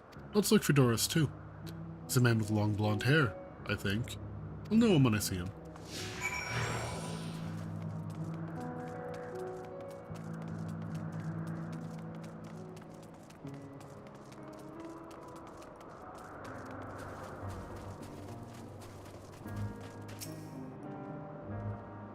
Once I get back and record today's results, I should finally be able to put that report to bed. Not Doros. His hair is long, but the color is wrong.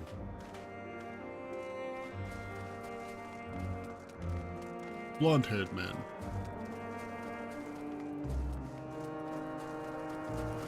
Long-ish. Doros! That's Doros! Well now, if it isn't Meteion, what brings you here? We're looking for the Lycoan. Ah, I thought I heard familiar voices. I didn't realize you two had decided to help me search for Doros. Thank you.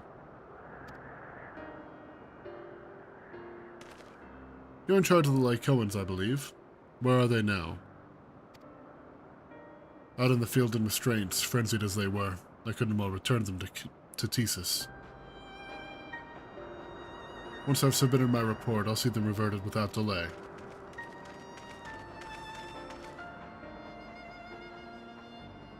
It's as he says, the beasts are indeed quite ferocious. You're one of the 14. What brings you here?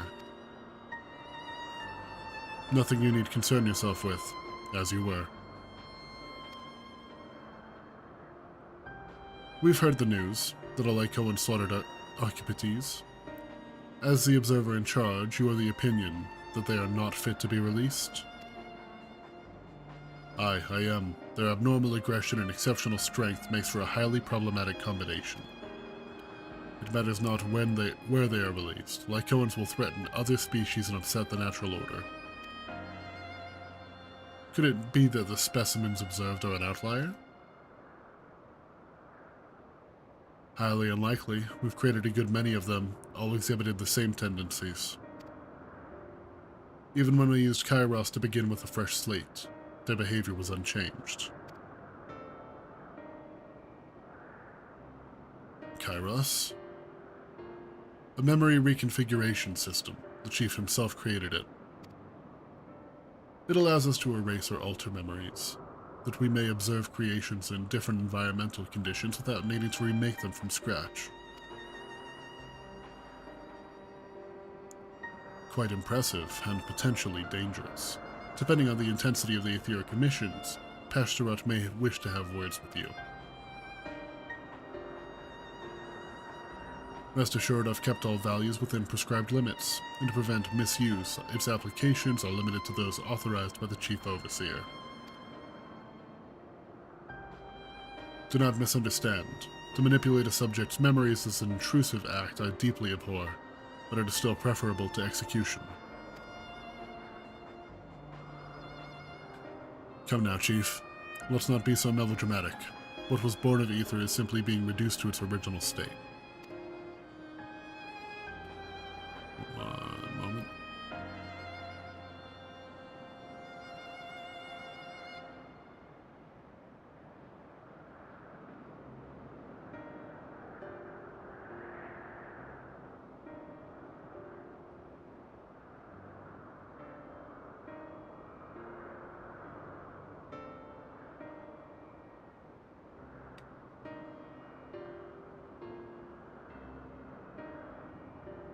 Alright. I know the distinctions concern you, but we mustn't lose sight of the bigger picture. Making rational choices for the sake of a more prosperous star. If a creation cannot be properly studied, even with the aid of Kairos, we remake it. If a creation is deemed a detrimental existence, we unmake it. 'Tis all for the greater good, and none question the necessity of such routine processes. I understand these things, I do. I would never think to unleash a clear and undeniable threat unto the world. Yet insignificant though their individual lives may be next to all creation, it is all the Lycoans have. Before we seal their fates, we owe it to these beings to exhaust all options, to ensure that nothing has been overlooked. If you insist, let me provide you with a full report and we may take it from there.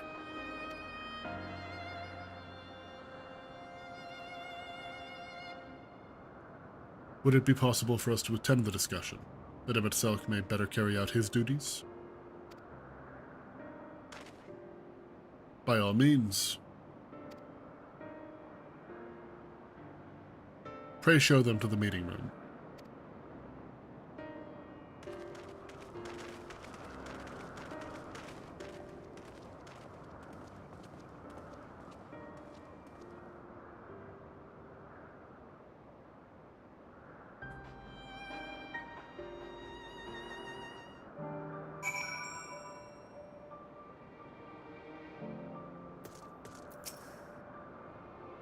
To man, other beings are just things to be used and controlled like magic. That's what Hermes told me once.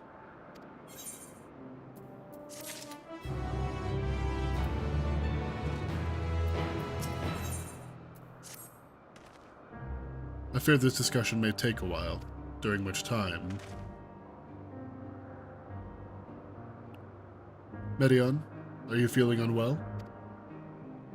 It's not me, Hermes. It's you. I won't go into the meeting. I'll stay with Chris. Loath though I am to impose, may I leave Medion in your care once again? I got you. You do your thing. Save those animals. I'm in your debt, if you'll excuse me.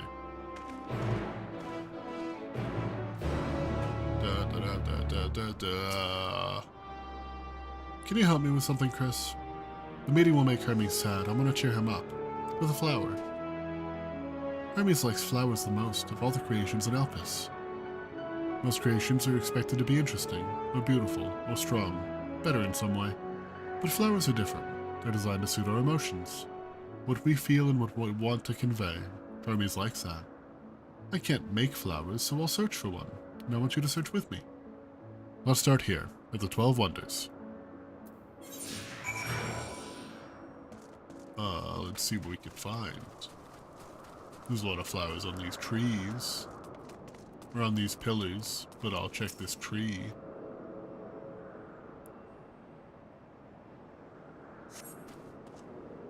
Vibrant purple flowers bigger than your hands adorn the tree.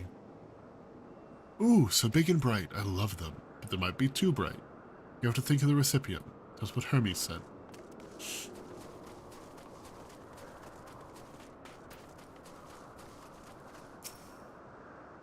Big tree.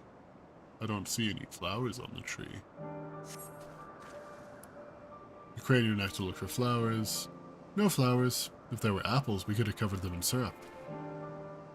Let's head outside next. Don't worry, we won't wander far.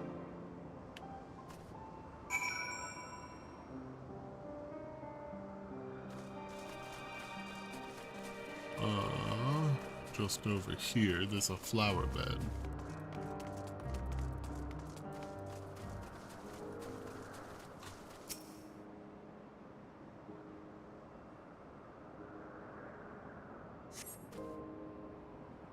An array of beautiful flowers grow in the bed. They're a mix of colors forming a pattern. These would be better for Hermes, but they're hedged in. It means we shouldn't touch them. They're either under observation or poisonous. Any other place should be fine, though. Let's keep looking.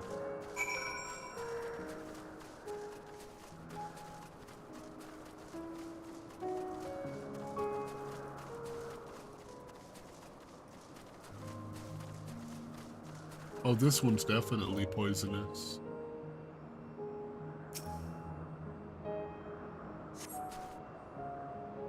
Set on a tall, thin stalk, the oddly shaped flower is mesmerizing in its undulations. Ooh, a conion! A flower that can move. When Hermes wasn't looking, it shot seeds at him. Not a good gift, maybe. But you're good, Chris, at spotting flowers. We'll find something soon.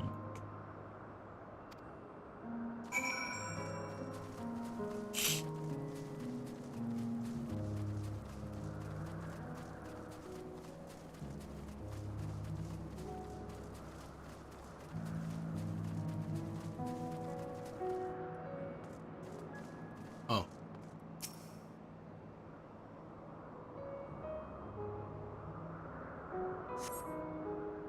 You spy nothing promising nearby, at best common-looking grasses with some few tiny flowers. Nothing around here. Ah! Over there, Chris. Something big, huge.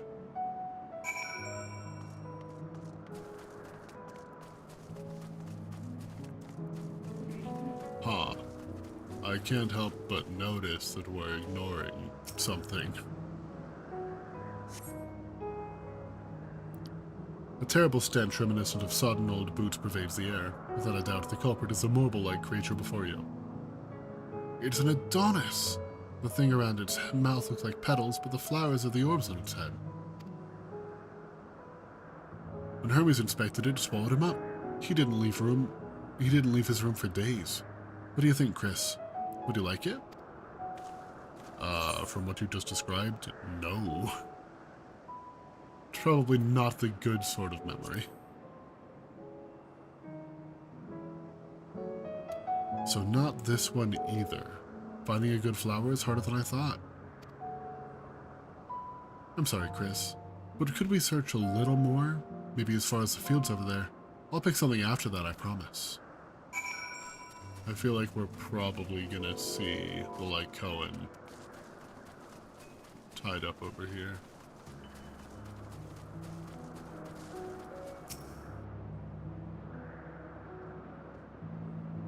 Those trees look like people. Lush green fields stretch out before you, ending where the sky begins. Aw, there's nothing. A shiny thing over there. What could that be?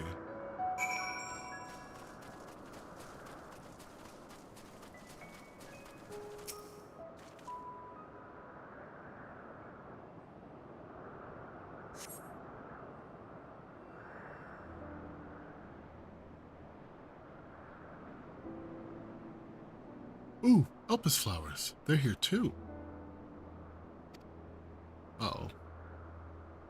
Like me. They're Entelechy's. Like me, they feel his pain and turn dark. That's only for Hermes, though. For others, they're always white and bright.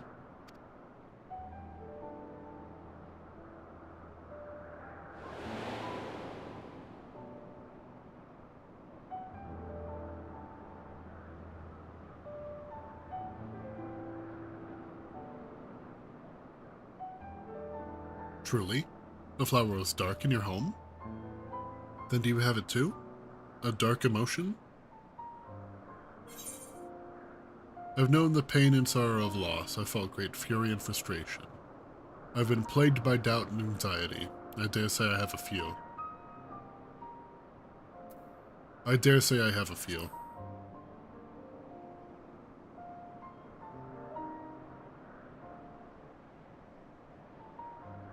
You don't have to say it. I can feel it's something you want to hide. But won't you lend it to me? The darkness inside you? I want you to make the flower dark, in front of Hermes. He has been in a dark place since before he created me. He needs to know that he isn't there alone, that others are sad too. I'll make the flower depressed for you, Meteion. Truly? You'll do it?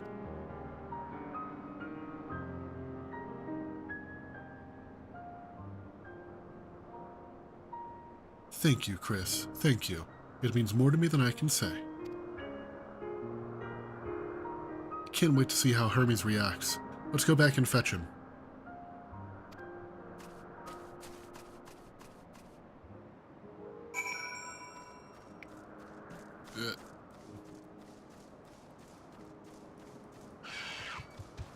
No.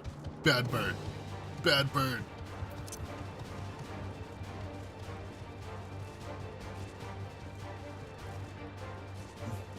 Can I jump on the wall here? I sure can.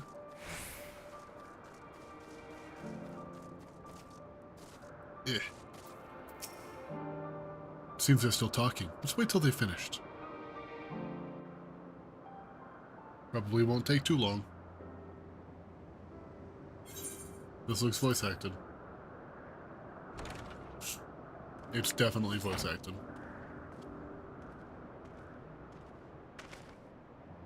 Hermes!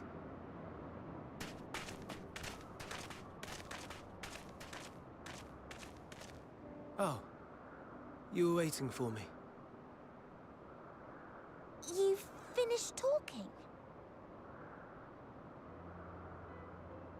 Yes, we've come to a decision. My thanks for keeping Meteion company. Emet-Selch and Hythlodaeus have already retired to their rooms. There is room for you too, if you would follow me. Wait! I want to show you something first.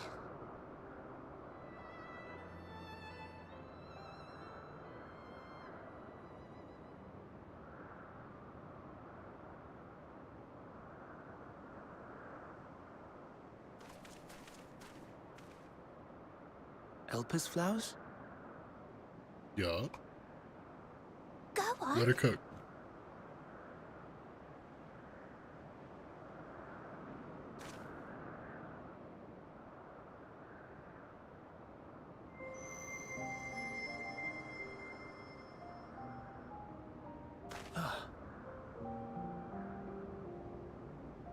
You're not the only one, Hermes. Others feel sad too. You're not alone.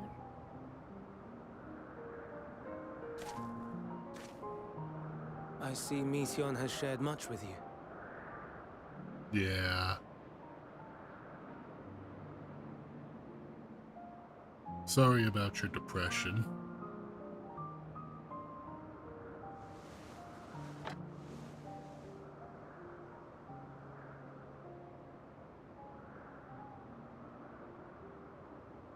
May we talk a moment?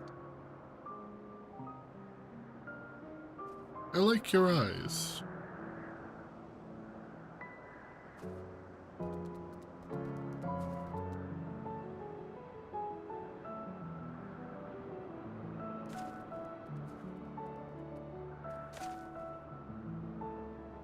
I do not think it wrong that we live for the star, that we strive to make it a better place. And yet, in carrying out my duties here, there are times when I am plagued by doubt. Do you recall what Hythlodaeus said when we first spoke of my nomination? Death is the privilege of those who have fulfilled their purpose, a choice they embrace of their own free will, and when they depart, it is always beautiful. Perhaps it is, but only for man. Creations that he deems useless are discarded with nary a second thought. Some scarcely born into the world, afforded a handful of breaths before life and potential are abruptly extinguished. We make an effort to spare them the pain, but they sense what awaits. Rage and anguish and cower and fear, and it is not beautiful. No, that doesn't sound very good at all. Yet no one cares. No one. So fixated are we upon the duty that we do not pause to question the method. Pain and suffering, confusion and despair, writ plain in the eyes of those poor creatures. What happened to make you And no one Fandaniel? sees. We turn a blind eye and carry on in blissful ignorance. Not amiss. And always, always the blossoms shine pure and white. A contradiction so blatant I could scream, want to scream. How can you all accept this aberration? Then I wonder, am I the aberration for thinking thus? And I am filled with dread. But now I know I'm not alone. Not the only one for whom the flowers weep.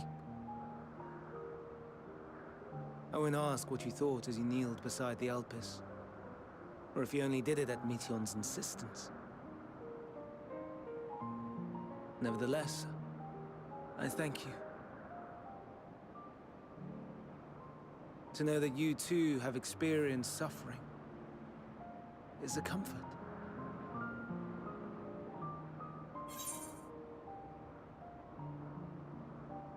I can tell you all about suffering. Glad I could be of service.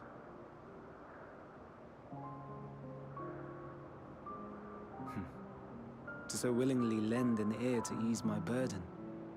You are a strange one. I've been told that. The stars in the heavens. Know you what they are? Though it is too far to tell, each glittering light could be a world not unlike Aetheris. A world filled with life. So many stars, so many lives. For us, there may be no higher purpose than to live for our world. But what of the other living beings out there? What is it that gives their lives meaning? That drives them day after day after day? To pose that question to our undiscovered cousins, I created beings of Dynamis, who can traverse the vast emptiness between the stars. Meteion and her sisters. How many of Aye, sisters. She has a great many of them. And they have already departed on their journey, traveling to one star and then the next in search of life. As one might expect, exploration on such a grand scale is rife with difficulties, and thus far I've naught to show for it. But I have faith that we will make some manner of discovery ere long. And when we do, I should be glad to share our findings with you, in gratitude for your kindness.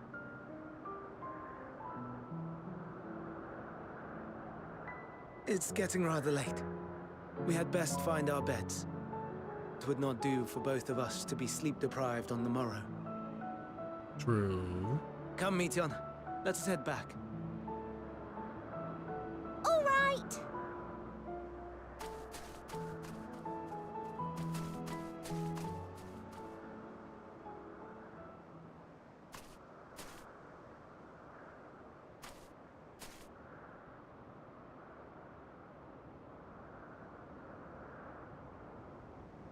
What's that one that's all split away from everything else? I didn't even notice it until she stopped to stare at it.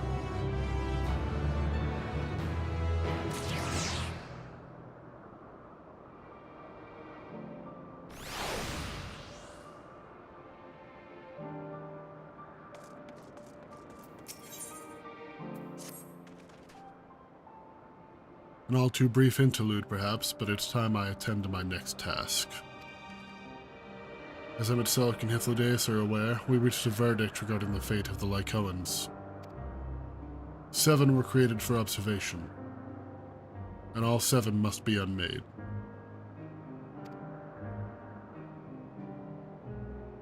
Doros has followed the correct protocols, and as Chief Overseer I can find no fault in his judgment. The Lycoans would disrupt the natural order, ravaging and consuming other species until they themselves starve and perish. They cannot be released into the wild, and they cannot be allowed to remain here in Elpis. I intend to petition the Bureau of the Architect to have the concept reserved as a restricted purpose hazardous life form. Hythlodaeus has pledged to support me in this endeavor. Yet, whatever the Bureau decides, the existing Lycoans have served their purpose. What purpose was that? Doros has already isolated the creatures and is preparing to carry out the necessary measures. I'll join him forthwith. It's my duty to witness the conclusion to this study. If you're resolved, then we have but to accompany you.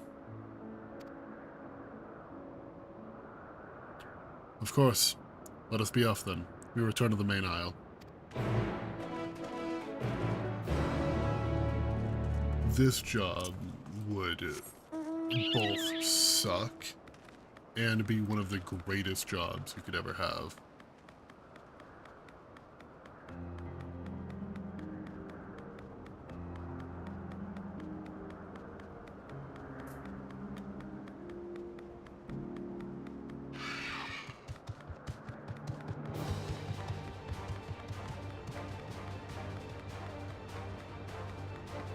Go away. Thank you.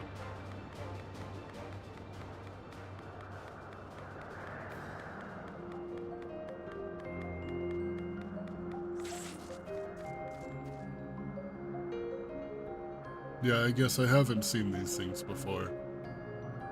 Because they were unmade here.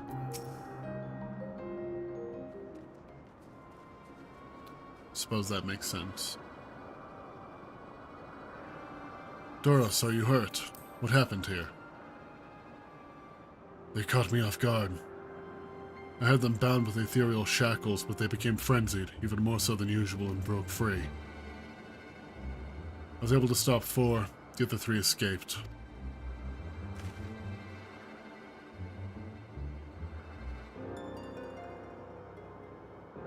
I see them. 2 have taken to the air above the 12 Wonders.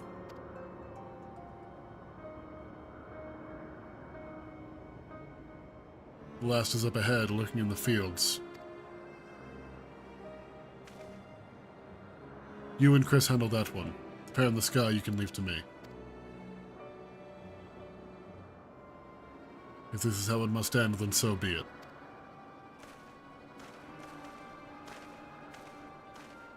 I will render assistance to Emet-Selch, unneeded though it is.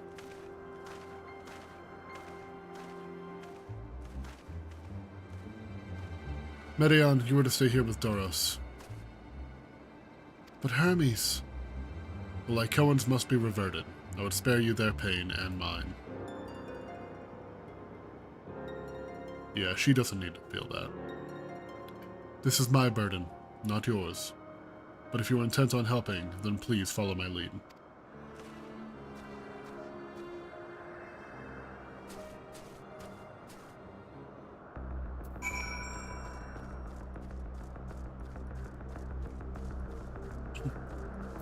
Let's go find this one.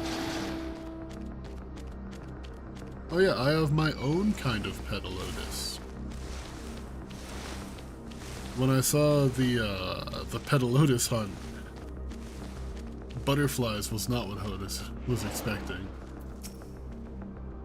I appreciate your help and lament that it's necessary. There it is, our quarry. It's in striking distance at present, but if it feels threatened, it may well flee beyond our reach. Here's my plan. You will approach it slowly, in full view, and draw the Lycoan's attention. Now I warn you, its abilities are as fiery as its temperament. Once it spots you, it will unleash orbs of flames. But fear not, by my measure, you are more than equal to the task. Withstand the onslaught for a few brief moments. That will give me time to catch it unaware. Ready? Then let's begin.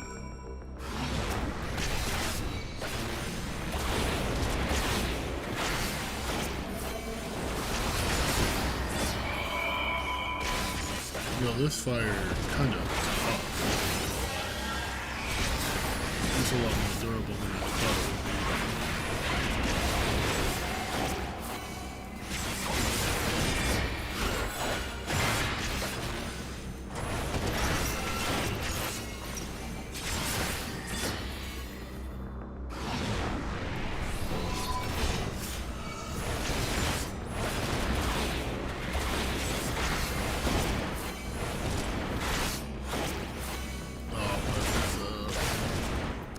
Do it for Blackest Night, see if I can get that to cross. You're literally too weak to cross my Blackest Night. That's crazy.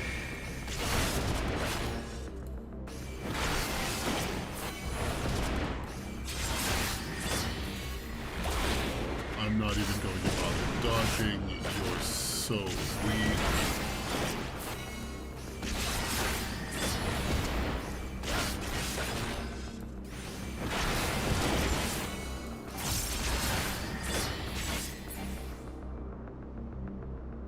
Come on, then.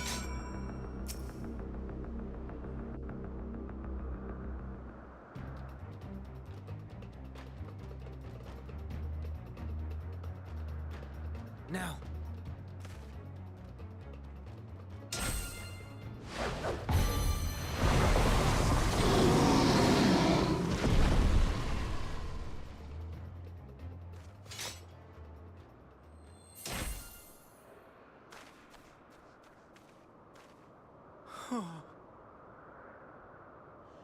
Forgive me.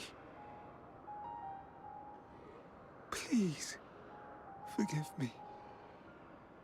May you and your kin find peace. Wherever your souls may drift in the underworld, may you find tranquil seas.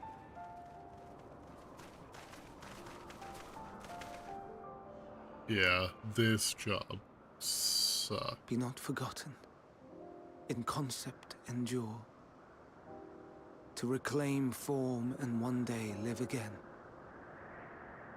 Serve not the star, or any purpose save your own. Live again, if that be your desire.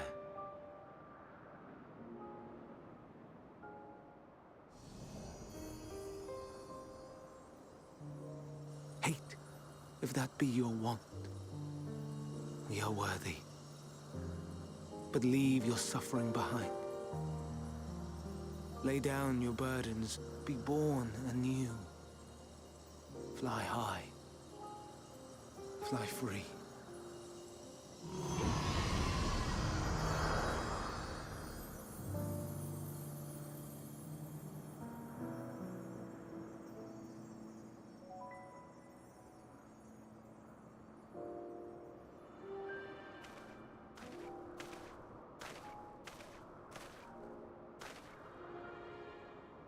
Join the convocation, Hermes.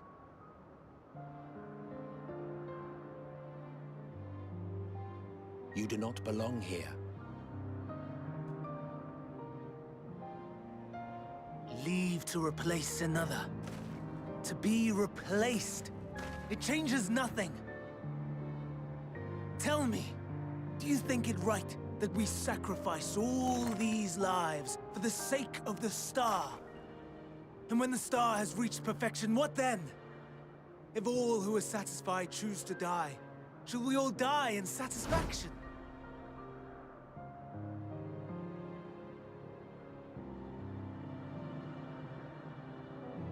I do not know.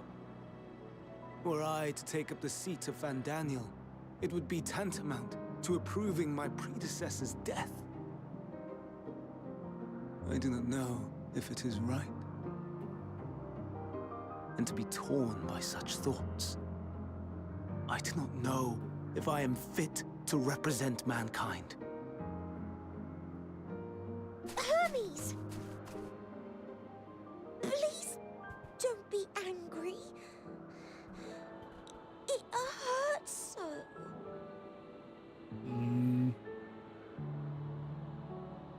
Forgive me. If you would still consider me in spite of everything, I beg some time to gather my thoughts.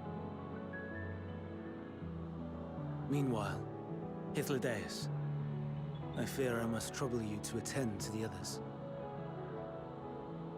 'Tis no trouble at all. Take as long as you require.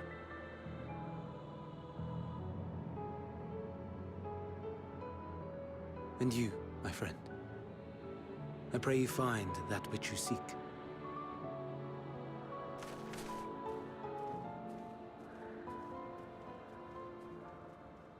I expect we have some few matters to discuss. Shall we return to the Yeah, I 12 think Wonders so. for a time? Aye.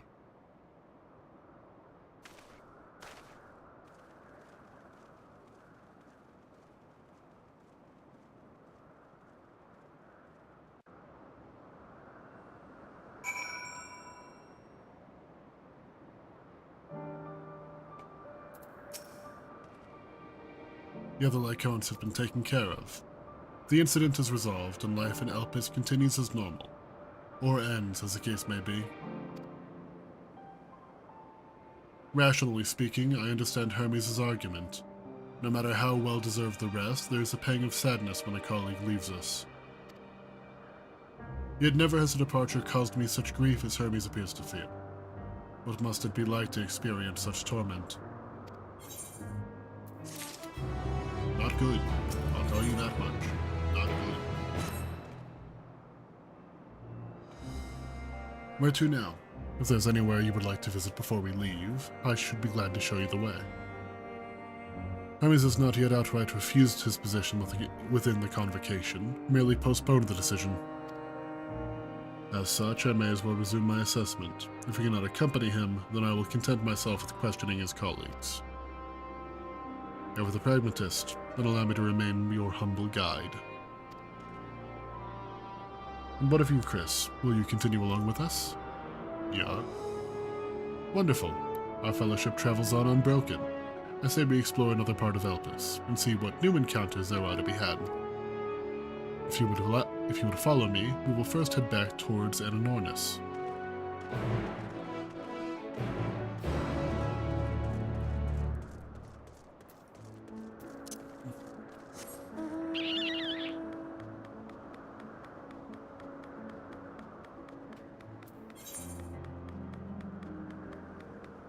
Oh god, there's still so much left.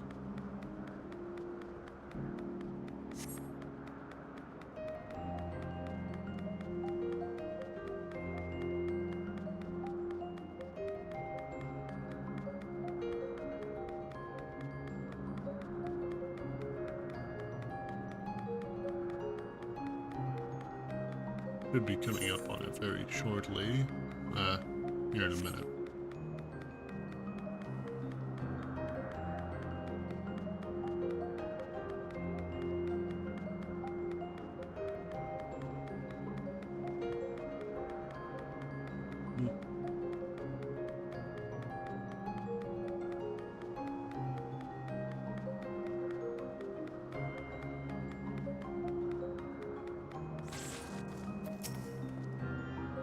From here, we follow the path northwards to Natenes. There we will meet one of the Neas which facilitate travel between the islands of Elpis. First-time travelers must be accompanied by someone with the requisite permission, which I have previously been granted. We need only use the device together once, and henceforth you will have leave to use it freely. Shall we?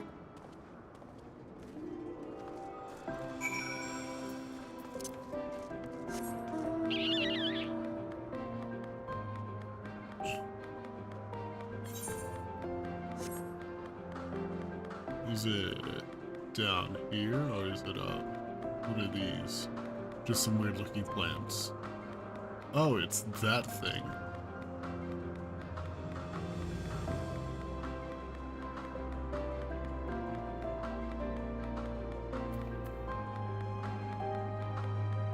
That's kind of neat.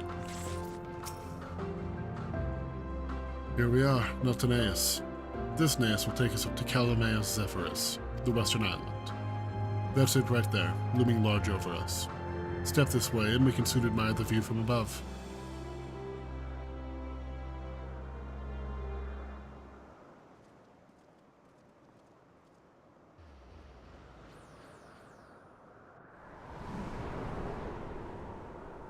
Beam me up, Scotty.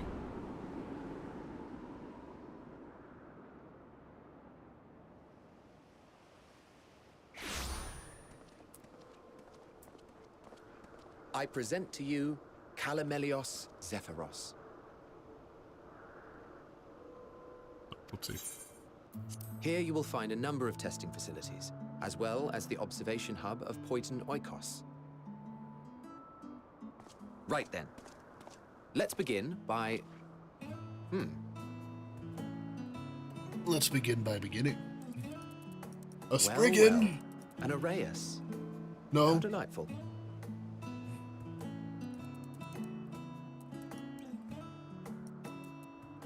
He seems lost. A Petalotus! And what, pray tell, is that? Ah, that's a new species of shark. We approved the concept but a few days ago. Sharks are so Sharks old, are they're still among called the sharks. most popular sea creatures. Rare is the day when someone does not submit a new concept. At first, they were largely orthodox. Consideration given to such things as size and environmental impact. And then a whimsical someone thought to bestow it with flight. Another, superior intelligence. And then the floodgates burst. Concepts with multiple heads, or arms and legs, and so on and so forth. It was getting absurd. A part of me wanted to tell them to go away and find something else to create, but in the end, I couldn't deny their passion. Here we are.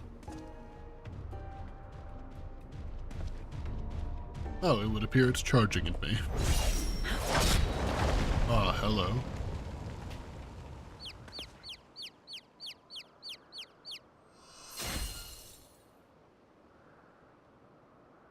Fana.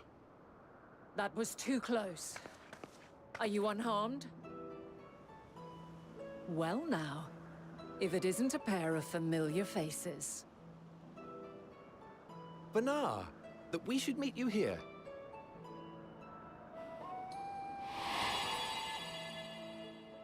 Eidolon.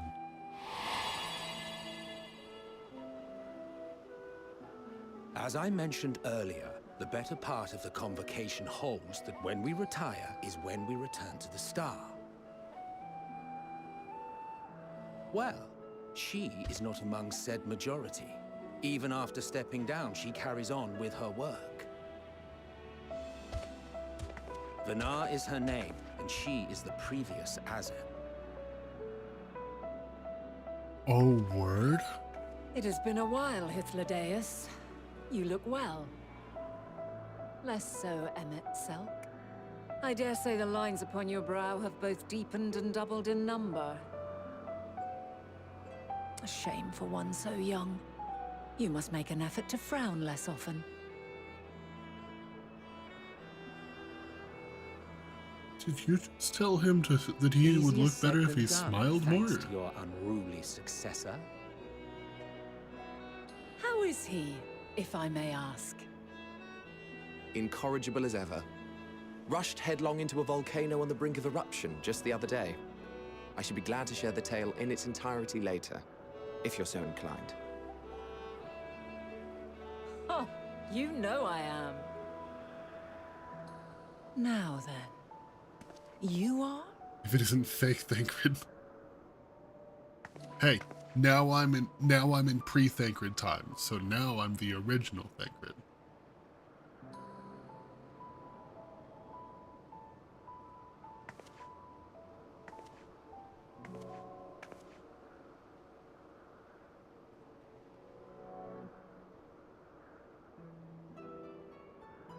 I say, have you perchance come from the future?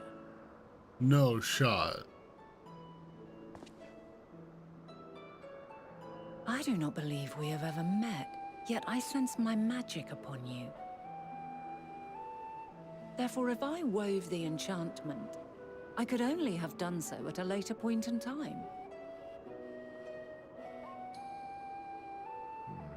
She read What us manner of magic is immediately. this, if I may ask? A traveler's ward, of course. It prevents the corruption of one's ether.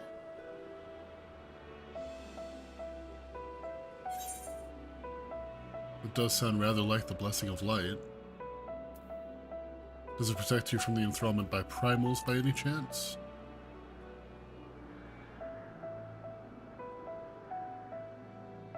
Primals, you say? But I'm not familiar with such beings. But if they enthrall by warping the balance of ether, then yes, the magic would afford you a measure of protection. I gather from your question This is that you crazy. are not ignorant to its presence. Hold on. From the future? That's absurd.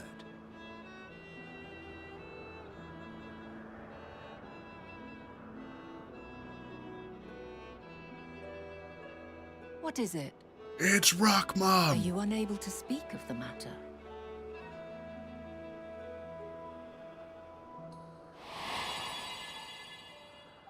I The don't think reality I to should. which you must return exists as a result of the final days.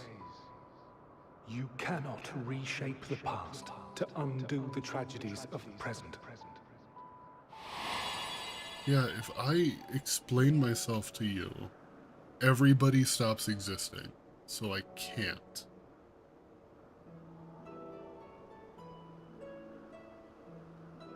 So, your actions here will not change your history, but they may yet affect the course of ours. How very exciting! I'm quite fond of delving into the unknown, and there's naught Wait. more unknown than the future. Hold on. So if I change something here, my timeline stays the same, but theirs will change? Would that, in theory, then create a new reflection?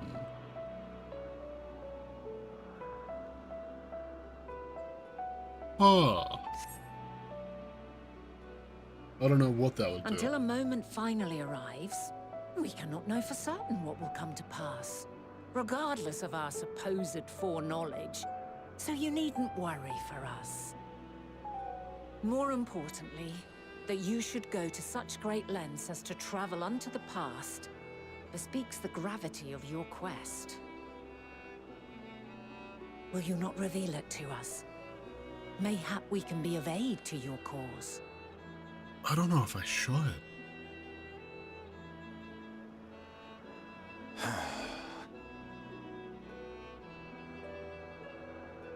If this is true, then you've been keeping quite the secret to yourself. Yeah, I have been. As a representative of the Convocation, I will hear it all. Your identity, purpose, everything.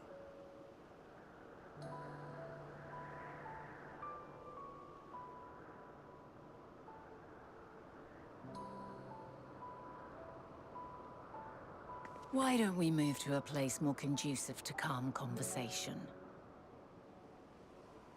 I've been working here for some days now at an old friend's behest. If it is agreeable, we may make use of my accommodation at Poiton Oikos.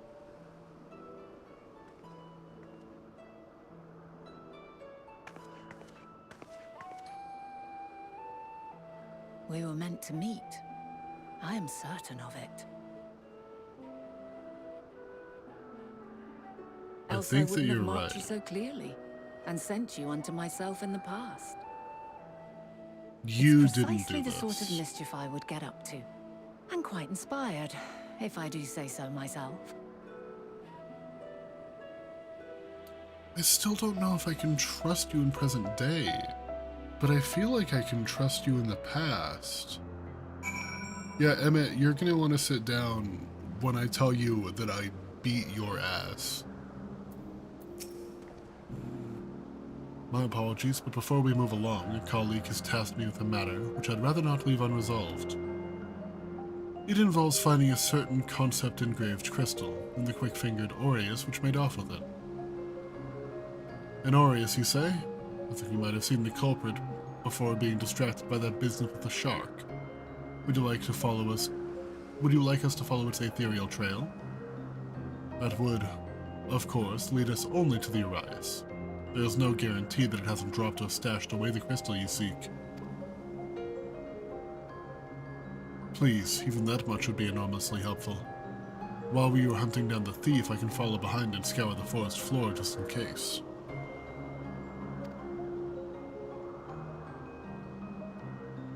Not only that you beat, but that he's kind of a... I mean, it happens to everyone. Could I ask you to join the search? I would appreciate another pair of eyes to cover the land to the west of here. Many thanks. There's a small bridge leading into Point Noricos. Let's meet up there once we've exhausted our efforts.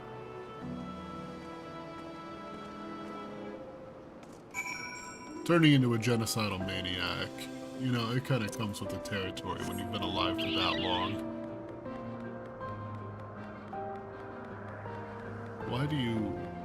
Why are your antlers so big? What could have made you evolve to have that? I get that you haven't, like, fully evolved, but what purpose does that serve? I just don't see it happening. I see you. Hidden behind this rock. Hello. And goodbye.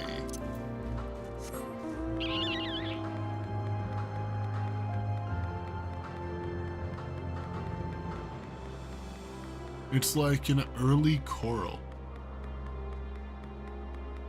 Which is cool, because I play on coral.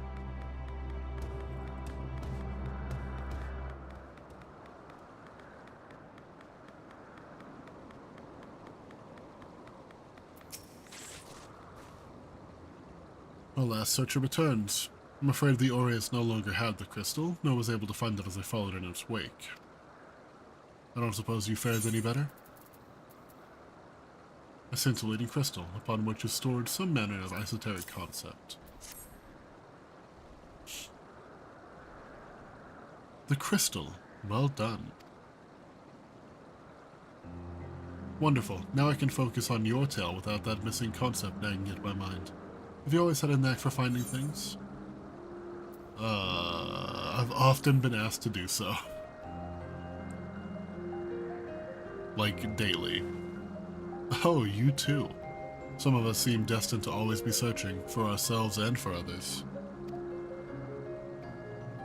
Long ago, when I held the seat of Azim, I was forever trekking back and forth across the star in search of answers to people's problems.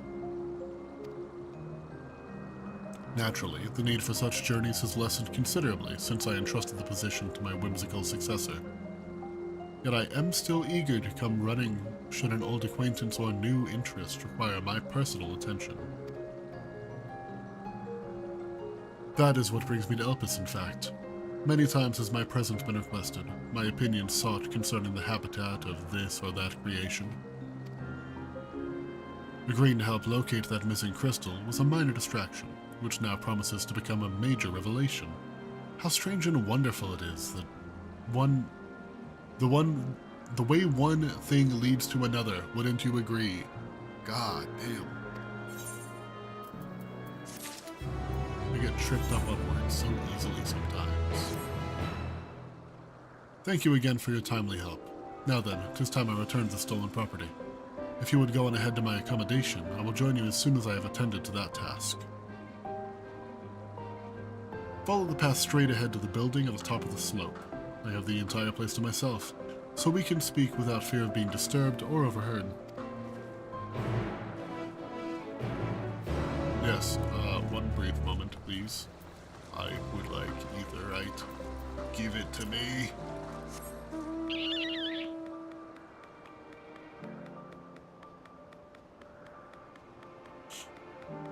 touch crystal.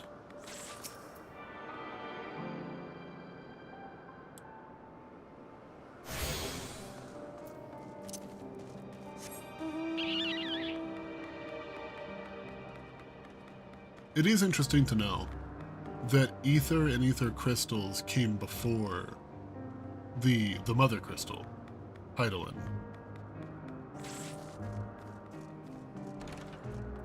It's kind of interesting to think about.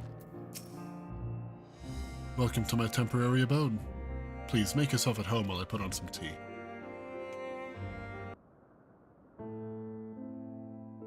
She walks in and I've just constructed an entire house. Misunderstood the meaning of make yourself at home.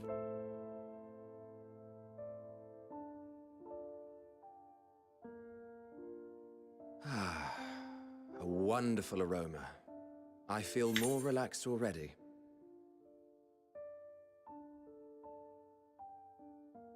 No shot.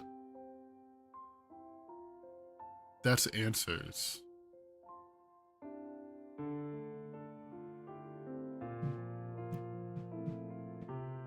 I regularly listen to Answers because it is just a banger theme.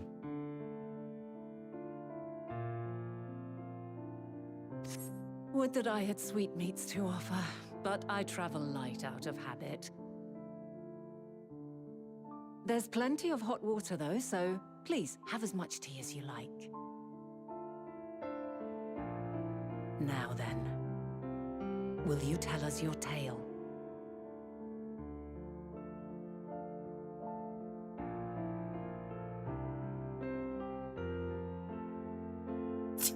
It's a lot to tell you.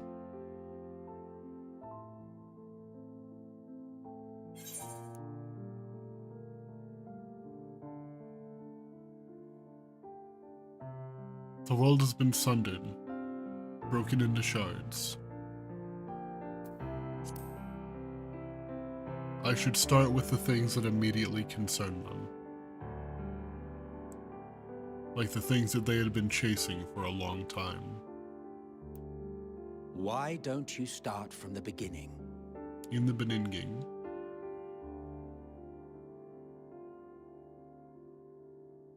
Oh, I don't even know how to cover this, dude. It's a lot.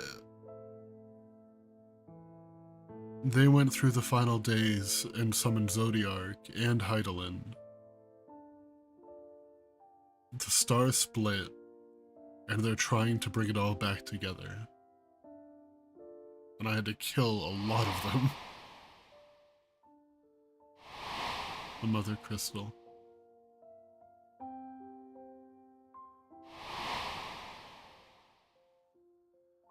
The Ascians.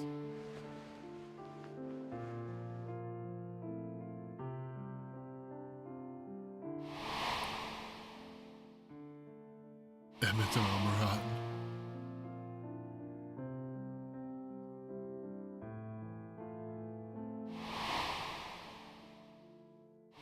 Zodiark.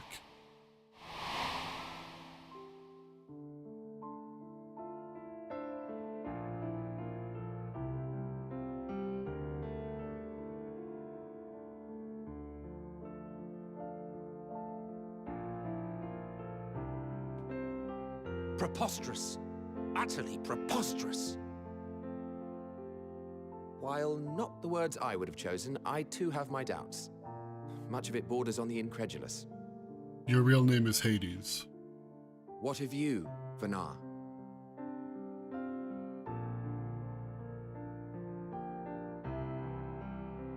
Not knowing the precise details of the first final days, it is difficult to determine the veracity of the tale.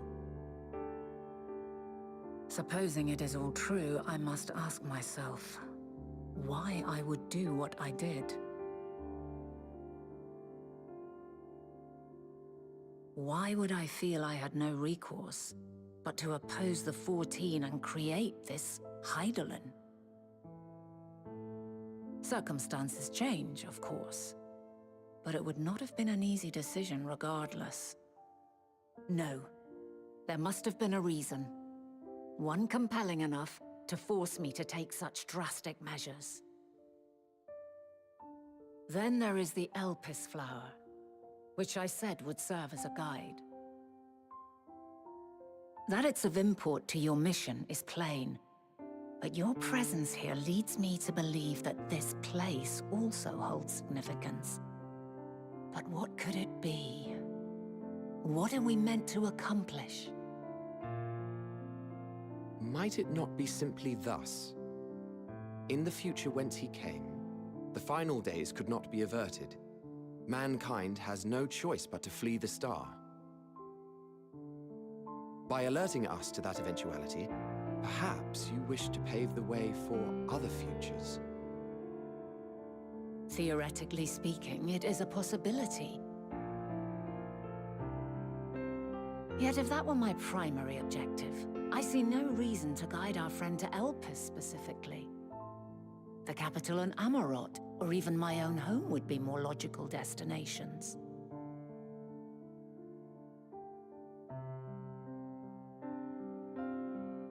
True, true. I note also that Hydaelyn did not specify a point in time to which he must return.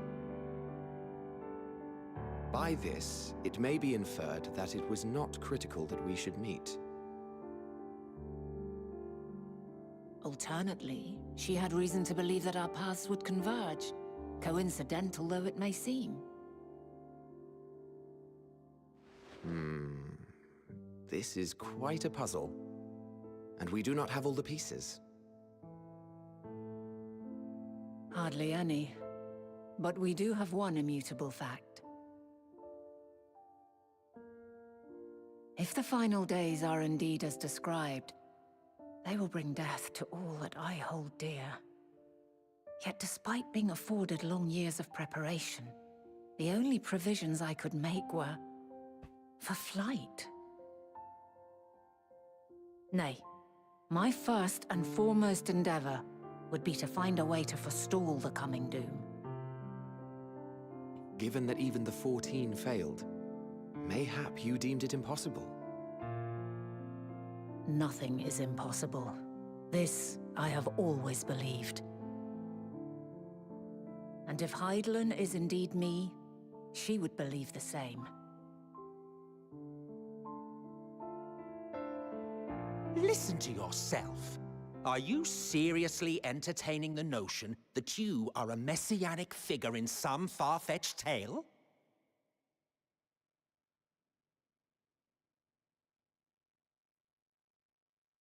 You just Well, don't like I that you were the will villain. not. I refuse to accept that our world could be undone by some unforeseen calamity. I also take offense to my portrayal as a megalomaniacal madman. To sacrifice oneself for the star is a noble act, and I would hold those who gave themselves to this Zodiac in the highest esteem. Yet, you claim I recreated Amarot and populated it with phantoms of our people? A bizarre indulgence that would be insulting to their memory. Worse still, I even invited you there. Literally invited my own downfall. Why would I do something so idiotic and inexplicable?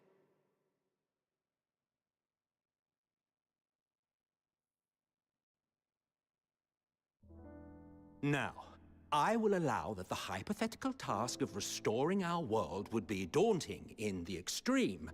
The thought of having to bear such a burden for 1,000 lives horrifies me. But I would never forsake my duty. I would never forsake my brethren.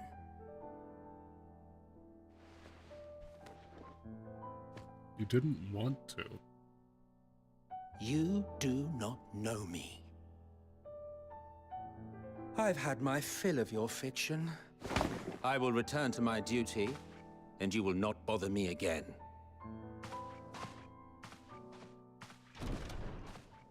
Emmett Selk, wait! I feel like there was always a good chance he wasn't gonna believe. You've seen much of Elpis already. If you have any observations to share, I should like to hear them.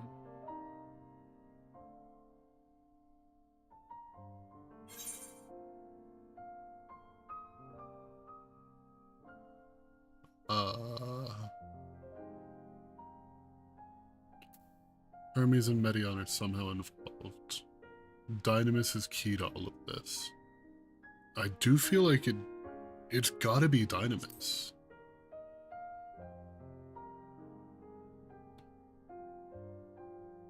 Ah yes, the energy distinct from ether.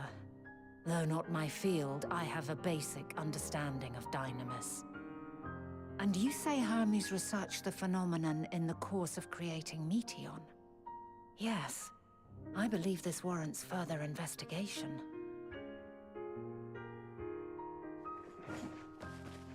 With that settled, it is time for action. The missing pieces of the puzzle are here, I'm certain of it. And when you find them, the picture my future self has painted will be complete, and you will have your answer. Now suffice it to say, I will aid you in your quest.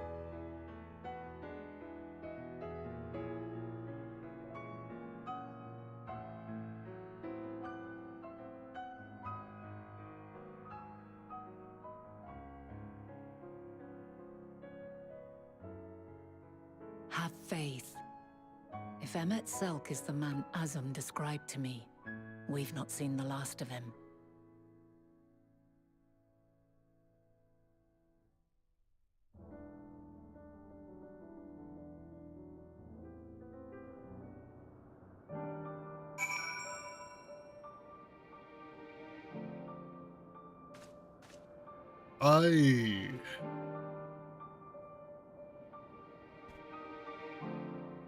I think that I'm Azum.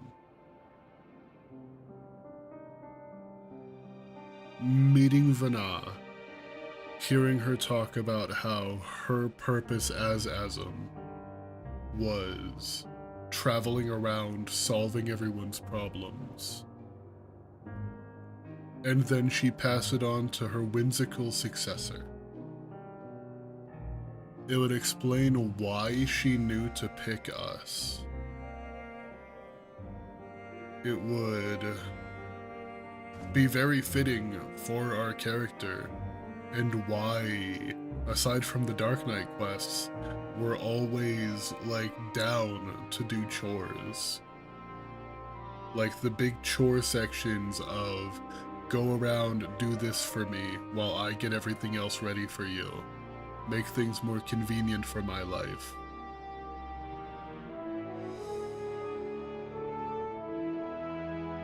Plus, everybody's saying that we look like Azum since we've got here.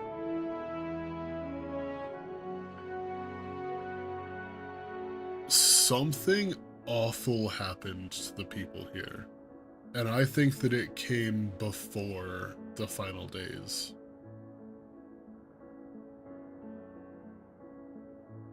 Because one, everybody here, when they interact with an Elpis flower, it just stays white.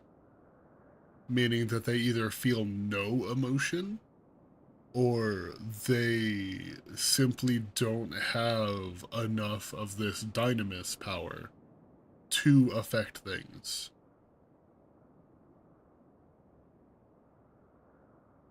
So I think that something terrible happened before the final days, and then they were completely helpless against the final days because of their lack of Dynamis. Because it's something that's not even that understood present day. Like, they have a different name for it, but they still barely know how it works. I don't know. I have so many thoughts. It's really weird that I'm accepting a quest from you. Shall we begin our investigations, then? I'm acquainted with Hermes, of course, but only as a visitor received by the Chief Overseer of Elpis. With the man himself, I know only that which is common knowledge. Thus I suggest we fall back on the tried and true method of conversing with the locals. The observers who live here can surely tell us more of Hermes and Medion. I have a good idea of where we might begin. What's that?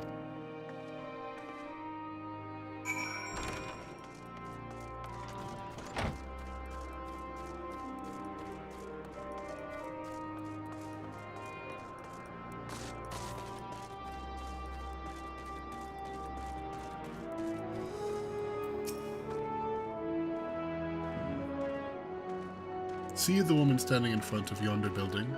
Her name is Ismene. She's the one who made arrangements for me to stay in Elpis. From what I recall, she has held her position here for quite some time. Chances are she can provide us with some insight. Go and ask her questions. I'll help with drawing out answers if need be, but I leave the topic up to you.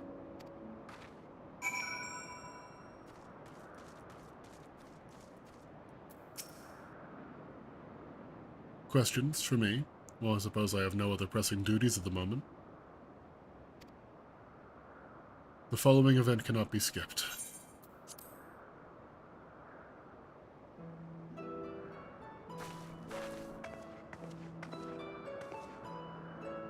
Greetings, my friend. Greetings is mean. My friend here is desperately curious about Chief Hermes, and I was wondering if you might indulge him. Certainly, Mistress Vanat. Anything to be of service. What do you wish to know? What kind of a person is Hermes?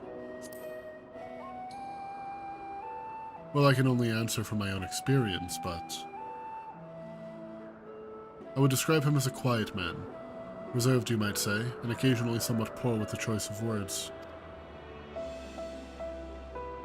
His reticent nature, however, does not prevent him from carrying out his duties as Chief Overseer. The man is a walking archive when it comes to life forms. He can discuss any species in incredible detail, and is the leading authority on concepts with the power of flight. I hope that answers your question. Was there anything else?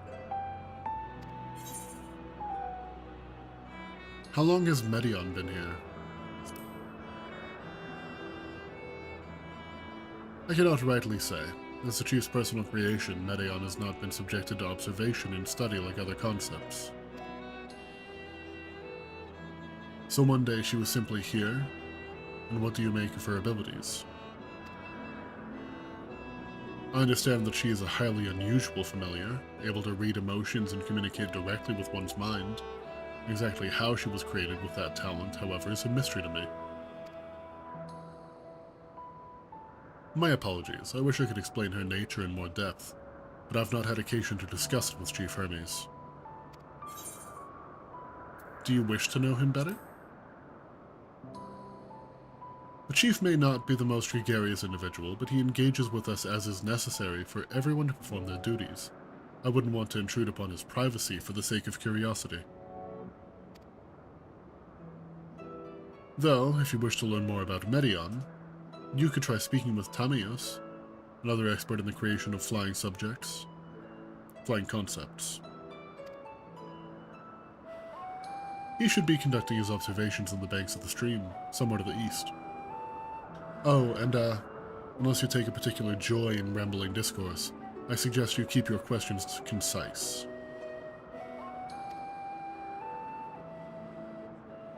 We shall keep that in mind. Thank you for your patience and your insight. You think nothing of it. If there's aught else you need during your stay, please do not hesitate to ask.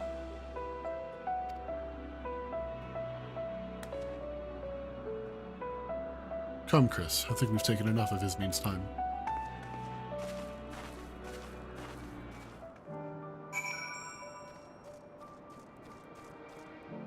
Oh, there you are. Our investigation's off to a fine start, wouldn't you agree? From here, I propose that we split up.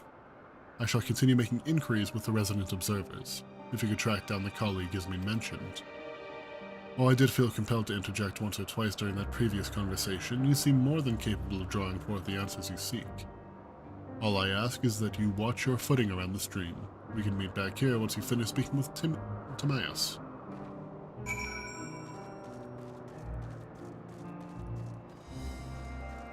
I have a lot to think about. I have a lot to think about. But for right now, I think that I'm going to go ahead and wrap up stream. Thank you everybody for hanging out. God, Endwalker is going by so quickly. I'm already on level 87.